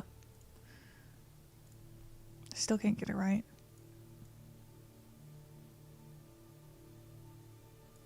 Jeez. Y'all are like, Jace, Waco. It's near Waco. No. North of Georgetown. Y'all are telling me like I know where Georgetown is.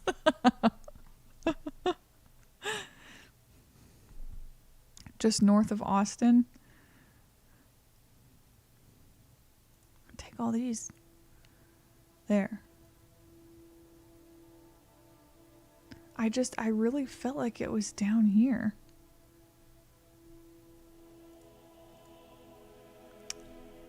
Really didn't have to be that hard. That must have been really painful to watch. All for this. But you know what's interesting? We note that it starts in the northeast and travels southwest. That was already pretty weird. It's only 5 miles long.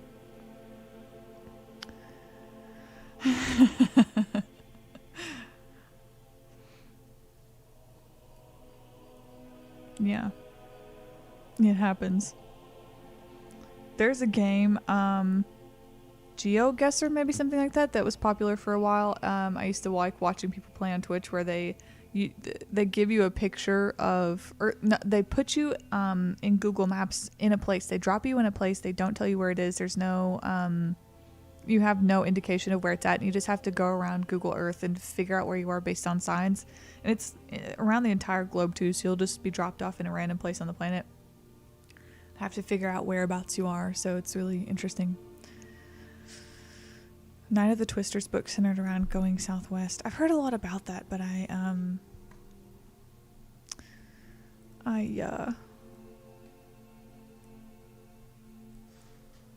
not familiar with it.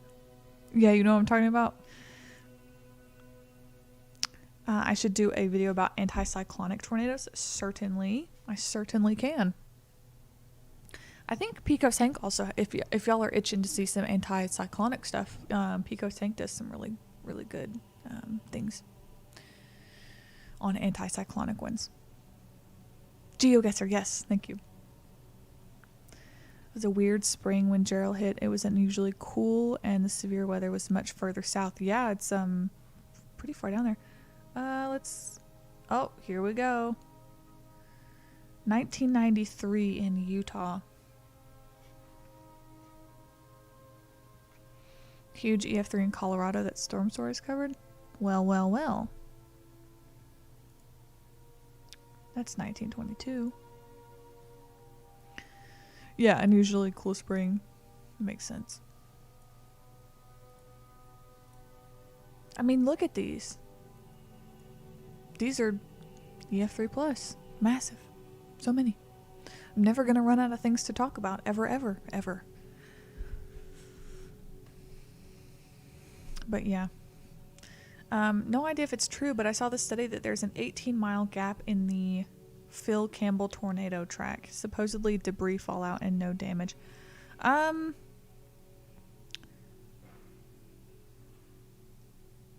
It's possible it just recycled. Sorry, I'm trying to think about it. Let's look and see what they've got on here. Do I think this tornado season will be more active? I don't know, Whiskers. I'm not like the most qualified person to talk about that. I mean, it's hard to say because I think spring is generally active, especially for the Deep South. If you're really interested, I would recommend watching like Dr. Reed Timmer's analysis. There's some really great people on Twitter, like meteorologist Johnny Parker. I really like his long-range forecast. There's a lot of really great people out there that are a lot more qualified to give you like a rundown of the spring and La Nina and all those sorts of things. So I'm sorry I can't be more helpful. Sorry, let me check this out. Let's see.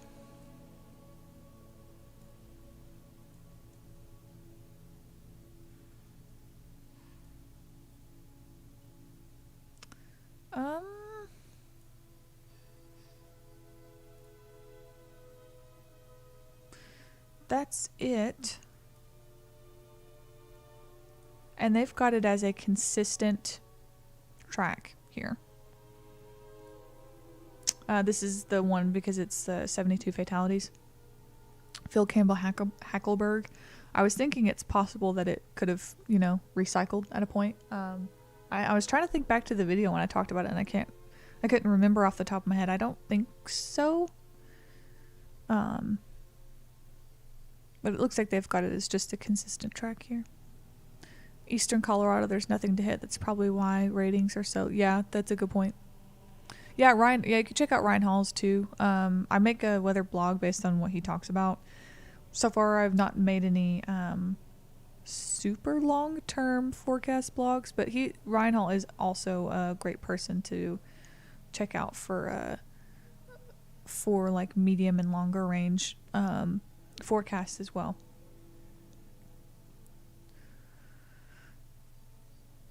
EF4 footage in Georgia. You can see the red clay rotating. Oh yeah, I bet that's wicked. That'd take down trees real quick. There's a lot of red clay. Johnny, you think we're heading into a more active storm season? Certainly possible. I've seen a couple people say that too. I definitely believe that. El Nino was a factor for spring 97. Interesting. 2020 was interesting because we had these seemingly really intense setups, and we did have the Easter outbreak 2020, but outside of that, nothing too notable sticks out. 2022 is starting off pretty strong. It never lifted. Thank you, Adam. Thank you. Go to my state. I had one F4 in Washington? Is that what you're saying?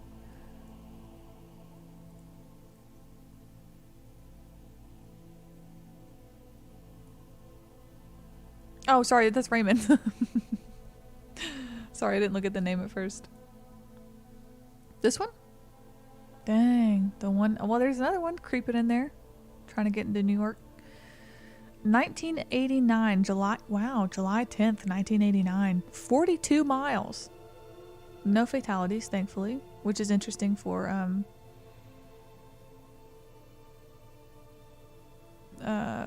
New York, certainly.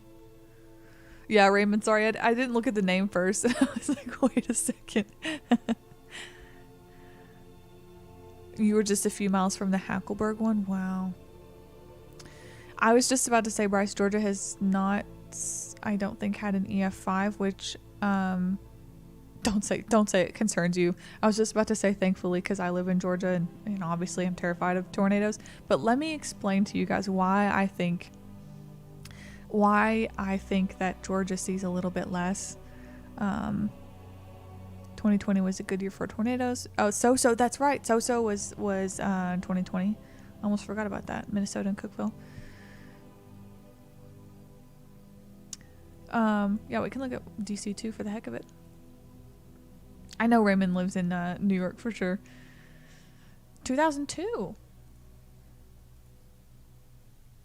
In 2000, wow. 2001 then 2002 in DC area.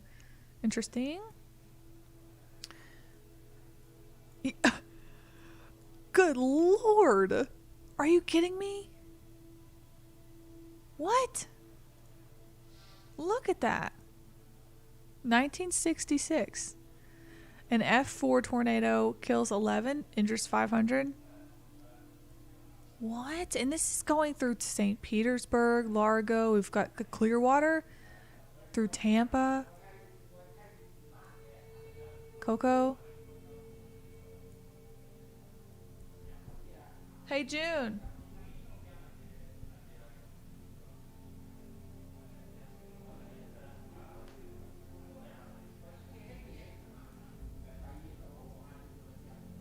Hey, June. No, it's okay. 他已经走了. Oh, okay.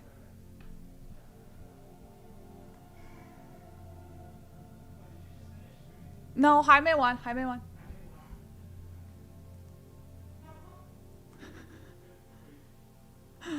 Okay, sorry. Yeah, coast to coast. Sorry, guys. Coast to coast. That's what I'm saying. Like, was it a water spout? And then it just chugged right into here? Like, what in the world? Also, Miranda, have a good... Oh, sorry. Becca, have a good night. I almost said Miranda. Have a good night. Thank you so much for stopping by. I appreciate it. Other long track tornadoes in New York State. 98. Wow. Yeah, I want to know if that was a water spout. Yeah, okay, so let's dissect Georgia here. Obviously, Georgia can get violent tornadoes. We can see all the F4 tornadoes and EF4 tornadoes here. But what happens with this area right here is we've got the mountain, we've got the Appalachians right here. So what happens a lot of time, and this is just my observation, I'm not a meteorologist, so don't quote me. This is just my observation since moving to Georgia a couple years ago.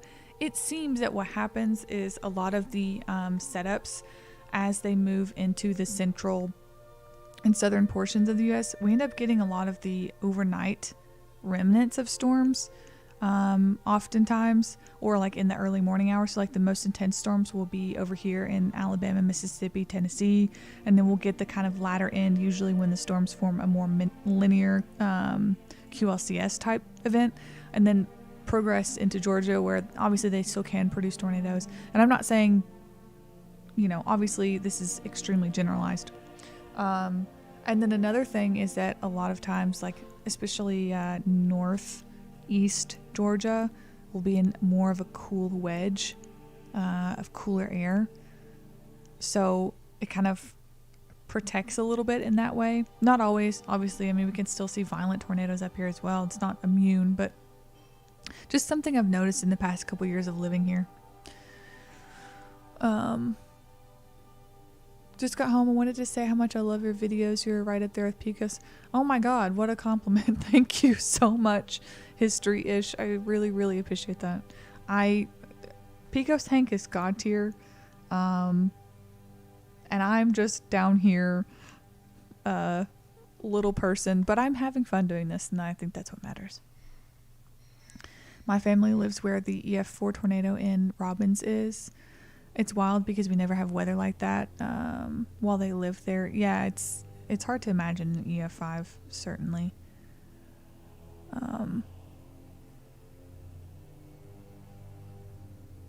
Did we look at the Greensburg, Kansas strike? No, but we can. Let's go. Oh, you guys know what? In my video, I think it was the Greensburg video, and I committed a vile sin, and I said that the capital of Kansas was Kansas City, and y'all let me know that it is not Kansas City, and I'll never do that again. I promise. Where is 1917? Oh, Greensburg, it's right here. Here it is. The little hook on the end. May 5th, 2007, the first EF5. Here it is, 28 miles. We've got the loop around the end here. So actually, we talked about this in the video, but it actually curves around, and Greensburg thinks that they might be hit again. And also there was an additional circulation coming from back here that they thought was going to hit Greensburg right after it had just been hit. It's really scary. Gainesville, Georgia, 36 is 1. Yeah, I've heard a lot about it. I've not read into it deeply yet. I will at some point. You've made that observation. They flare up in Mississippi, yeah.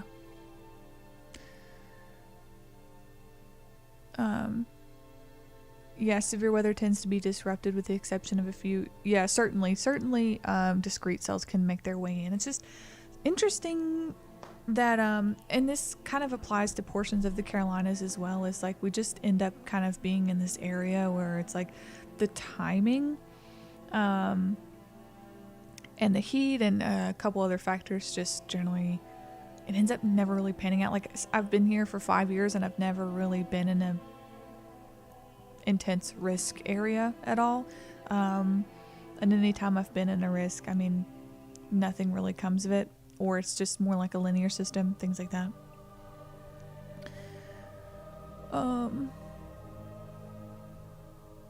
It used to be Kansas City, so you were not wrong. Thank you for trying to help me justify my disrespect to those who live in Kansas.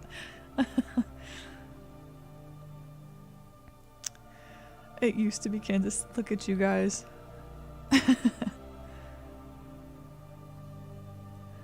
Oh, as a Texan, I have to correct your pronunciation. Pecos? For real? Have I been saying it wrong this whole time? That is so disrespectful of me. Nuh-uh. Pecos? I feel like it's so disrespectful right now. I was in voice chat yesterday on Discord in Ryan Hall's server, and someone kept saying Peace Coast, Hank, and I was saying something about that, and here I am saying Pecos like a hillbilly. Wow. I cannot believe.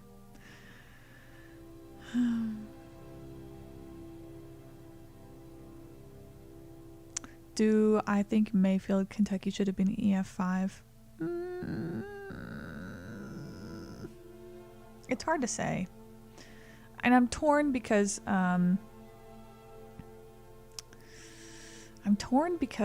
you know, anyone who looks at that damage thinks that that is like the worst of the worst, right? You look at slabbed homes and you think like, wow, it doesn't get much worse than this.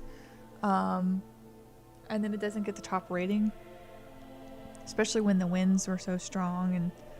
And you'd like to see something be rated as an EF5, not for any other reason other than just like this is peak intensity. Like what tornado outside of Mayfield is like worse than Mayfield? How much worse does it get?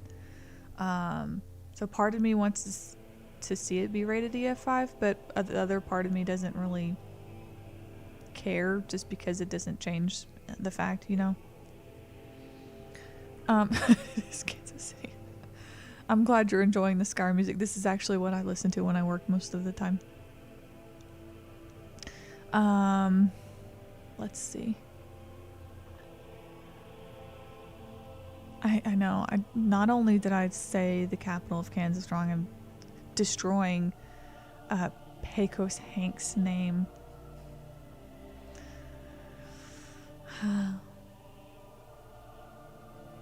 Yeah, I think a lot of people were certainly shocked when it wasn't rated an EF5.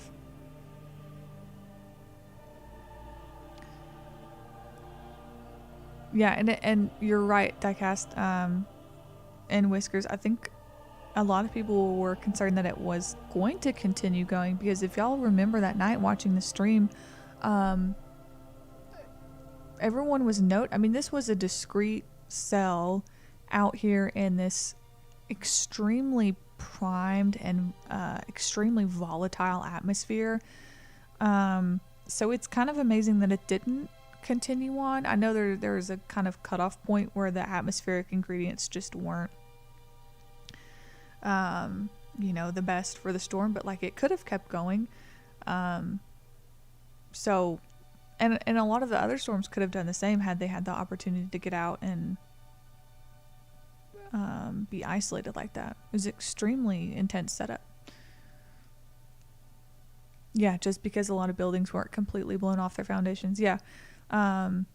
Curious about how much... Oh, sorry, should be rated EF5 because it did absolutely terrifying damage moving at 60 miles. Yeah, imagine if it was moving at 30 or 20. How much topography plays in tornado development in Alabama? The great majority of intense tornadoes are just north and west of the Appalachian foothills. Yeah, I think it plays a huge part in it. And I've talked about it a lot when I talked about tornadoes in China. And I'll probably talk about it a lot again when I talk about tornadoes in South America, because they have, like Argentina specifically, they have a similar setup. Similar in some ways to what we have here in the United States with the mountain ranges and such. But I would love to read some research on that.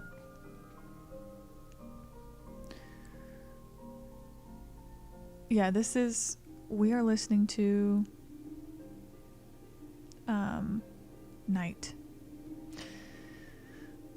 It's been a long time since I've played Skyrim because it takes up so much room. It takes up a lot of room on ye old computer.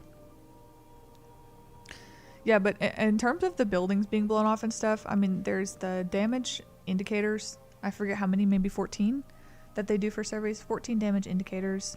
And obviously those range. And then you have, for each damage indicator, you have 8 degrees of damage. And that's kind of how they base a lot of these from.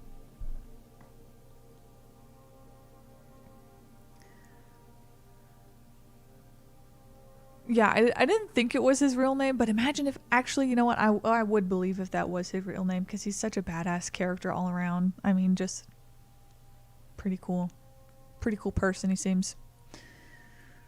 Yesterday was the 14th anniversary of the tornado that hit the Atlanta during the SEC Men's Basketball Championship. They did a storm stories on that. If y'all want to check it out, it's pretty interesting. James Spann tweeted about it today too. That's the only reason I know. There was a slabbed, well-built home that could have gotten EF5, but they didn't rate it because the tree behind it didn't get debarked. Interesting.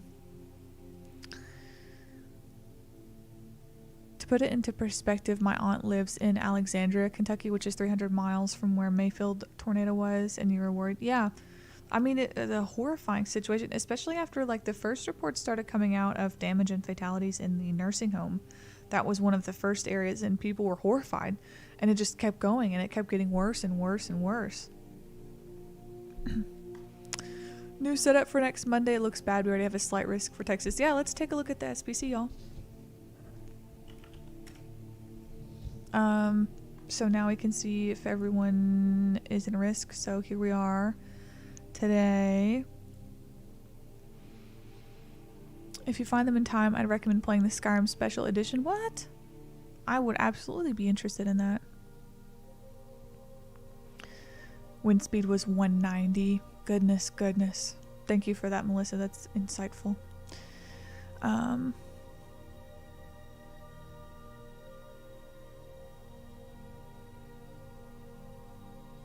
Oh, west of the Pecos was the wild, lawless areas of the civilized world. Oh my god. That's really cool. Yes, great point. We don't know how the buildings were constructed or anchored that were slabbed. And that's the main thing. Is like we're seeing, the general public, we're seeing these horrific pictures of damage in Mayfield and all those other areas that were hit really hard. But we don't know how they were built. We don't know if they were built up to code. And that's the thing. I'm not a structural engineer. I can look at something and go, wow, that looks terrible. And maybe in reality, it could get worse, like tenfold than the picture that I'm seeing. I don't know. I'm not saying this from Mayfield because Mayfield was obviously catastrophic. And I don't think it does get much worse than that, but I wasn't there, you know. Strongest ever, Phil Campbell, Heckelberg, yeah. Gerald's definitely up there.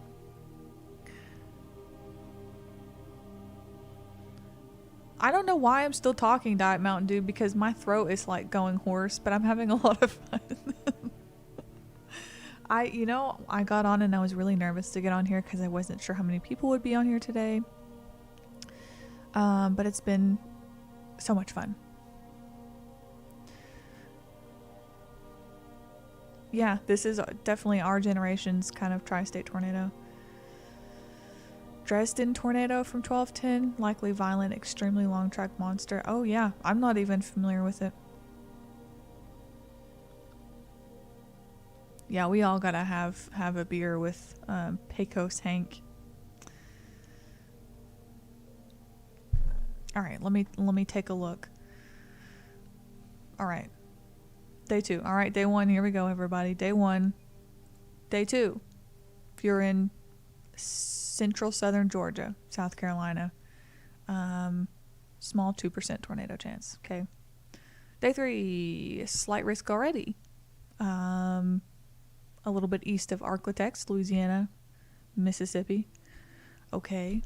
No tornado risk yet, but the probabilistic is 15% as of right now.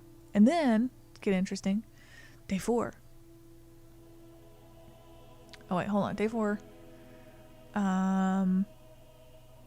Day 7. That's a pretty big area. This isn't a huge area. I think the instability might be limited. I don't know. I haven't looked at it. Let me shut up.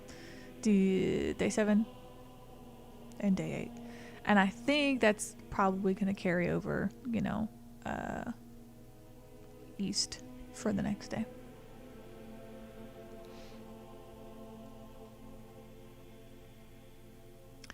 In Alabama in 74 was the most powerful ever. I'm not super familiar with that one, but I wouldn't, if it's in Alabama, I wouldn't doubt it.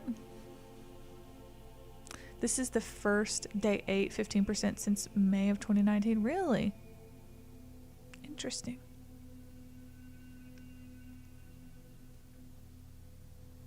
Top 2 strongest ever recorded, Gerald And yeah, Bridge Creek is just another level. Bridge Creek is another level of devastation.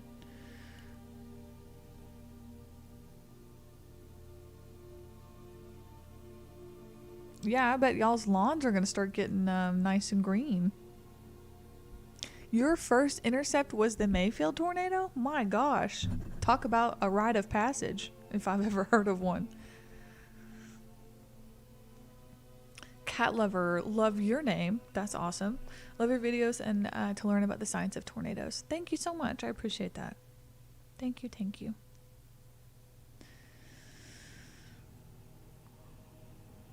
Guys, I'm gonna have to call it a night here pretty soon. My throat's getting kind of hoarse. So it's looking like I'll just give you guys a rundown of like the plan for the next little bit. I am working on the script for the El Reno tornado this week. I've been working on it for a little while, but because I've accepted a more full-time position now,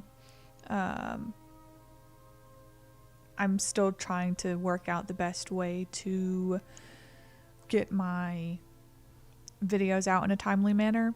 So I'm never gonna like give promises on a schedule, because I would always rather just put out a video when it's done well and when it's ready. Sometimes that might take a few weeks, and that's the case for the El Reno tornado. So I'm working on the script. I think I will be and it's going to be structured a lot differently. I'm going to talk a little bit less about the community and the impacts, because there wasn't a lot of damage. But I am going to talk a lot about storm chasers and safety, so it's going to be structured a little bit differently, but I'm actually really excited about this one, and I'm also really excited that I'm able to reference Skip Talbot's video with his permission, so should be good. I'm working on it. And also, since this next week is going to be really busy with severe weather,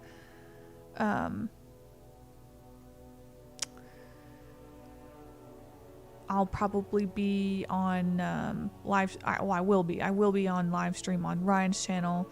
So if you guys are in any of these, like starting with like day 4, going into day 7 and 8, where it's could be a little bit more intense, we don't know yet. You're always welcome to stay tuned to the weather blog. I write that.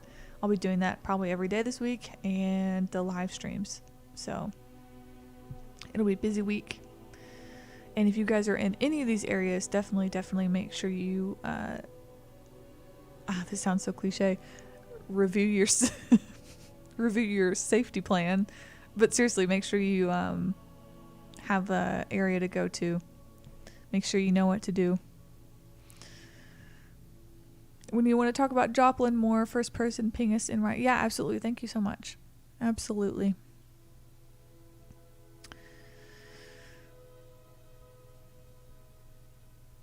Next Monday? Don't be scared. Don't be scared. It'll be okay. And just know what your plan's going to be, and it'll all be fine. And it is spring, so I mean it's about that time of year, and definitely if things start going nuts, then there'll be several channels that are going live, so definitely tune in for those, and I will be there.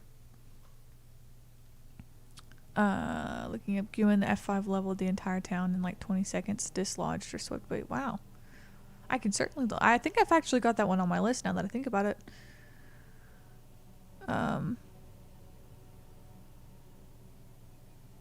No Nest Monday has Cape models in 20. Whoa. Already? Wow. Thanks for another. I can't stop talking. 2:27. Okay. I'll be quiet now, I promise. Yeah, the people with good voices, by the way, make the best videos, and I don't really think I have that, so maybe one day I'll just work on that to give like a really nice voiceover, and then it'll up the quality of the video. Anyway, I'll stop talking for real. Thank you guys so much for coming out. This has been a lot of fun, and I'm really just excited to meet and talk to you guys more and get to know you guys.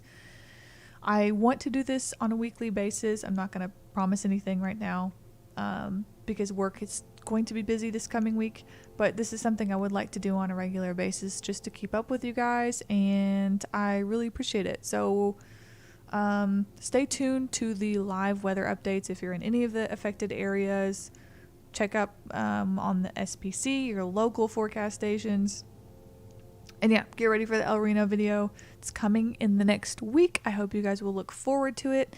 And I'm going to go to bed. And I hope you guys have a wonderful night. Thank you for being here. Bye, guys.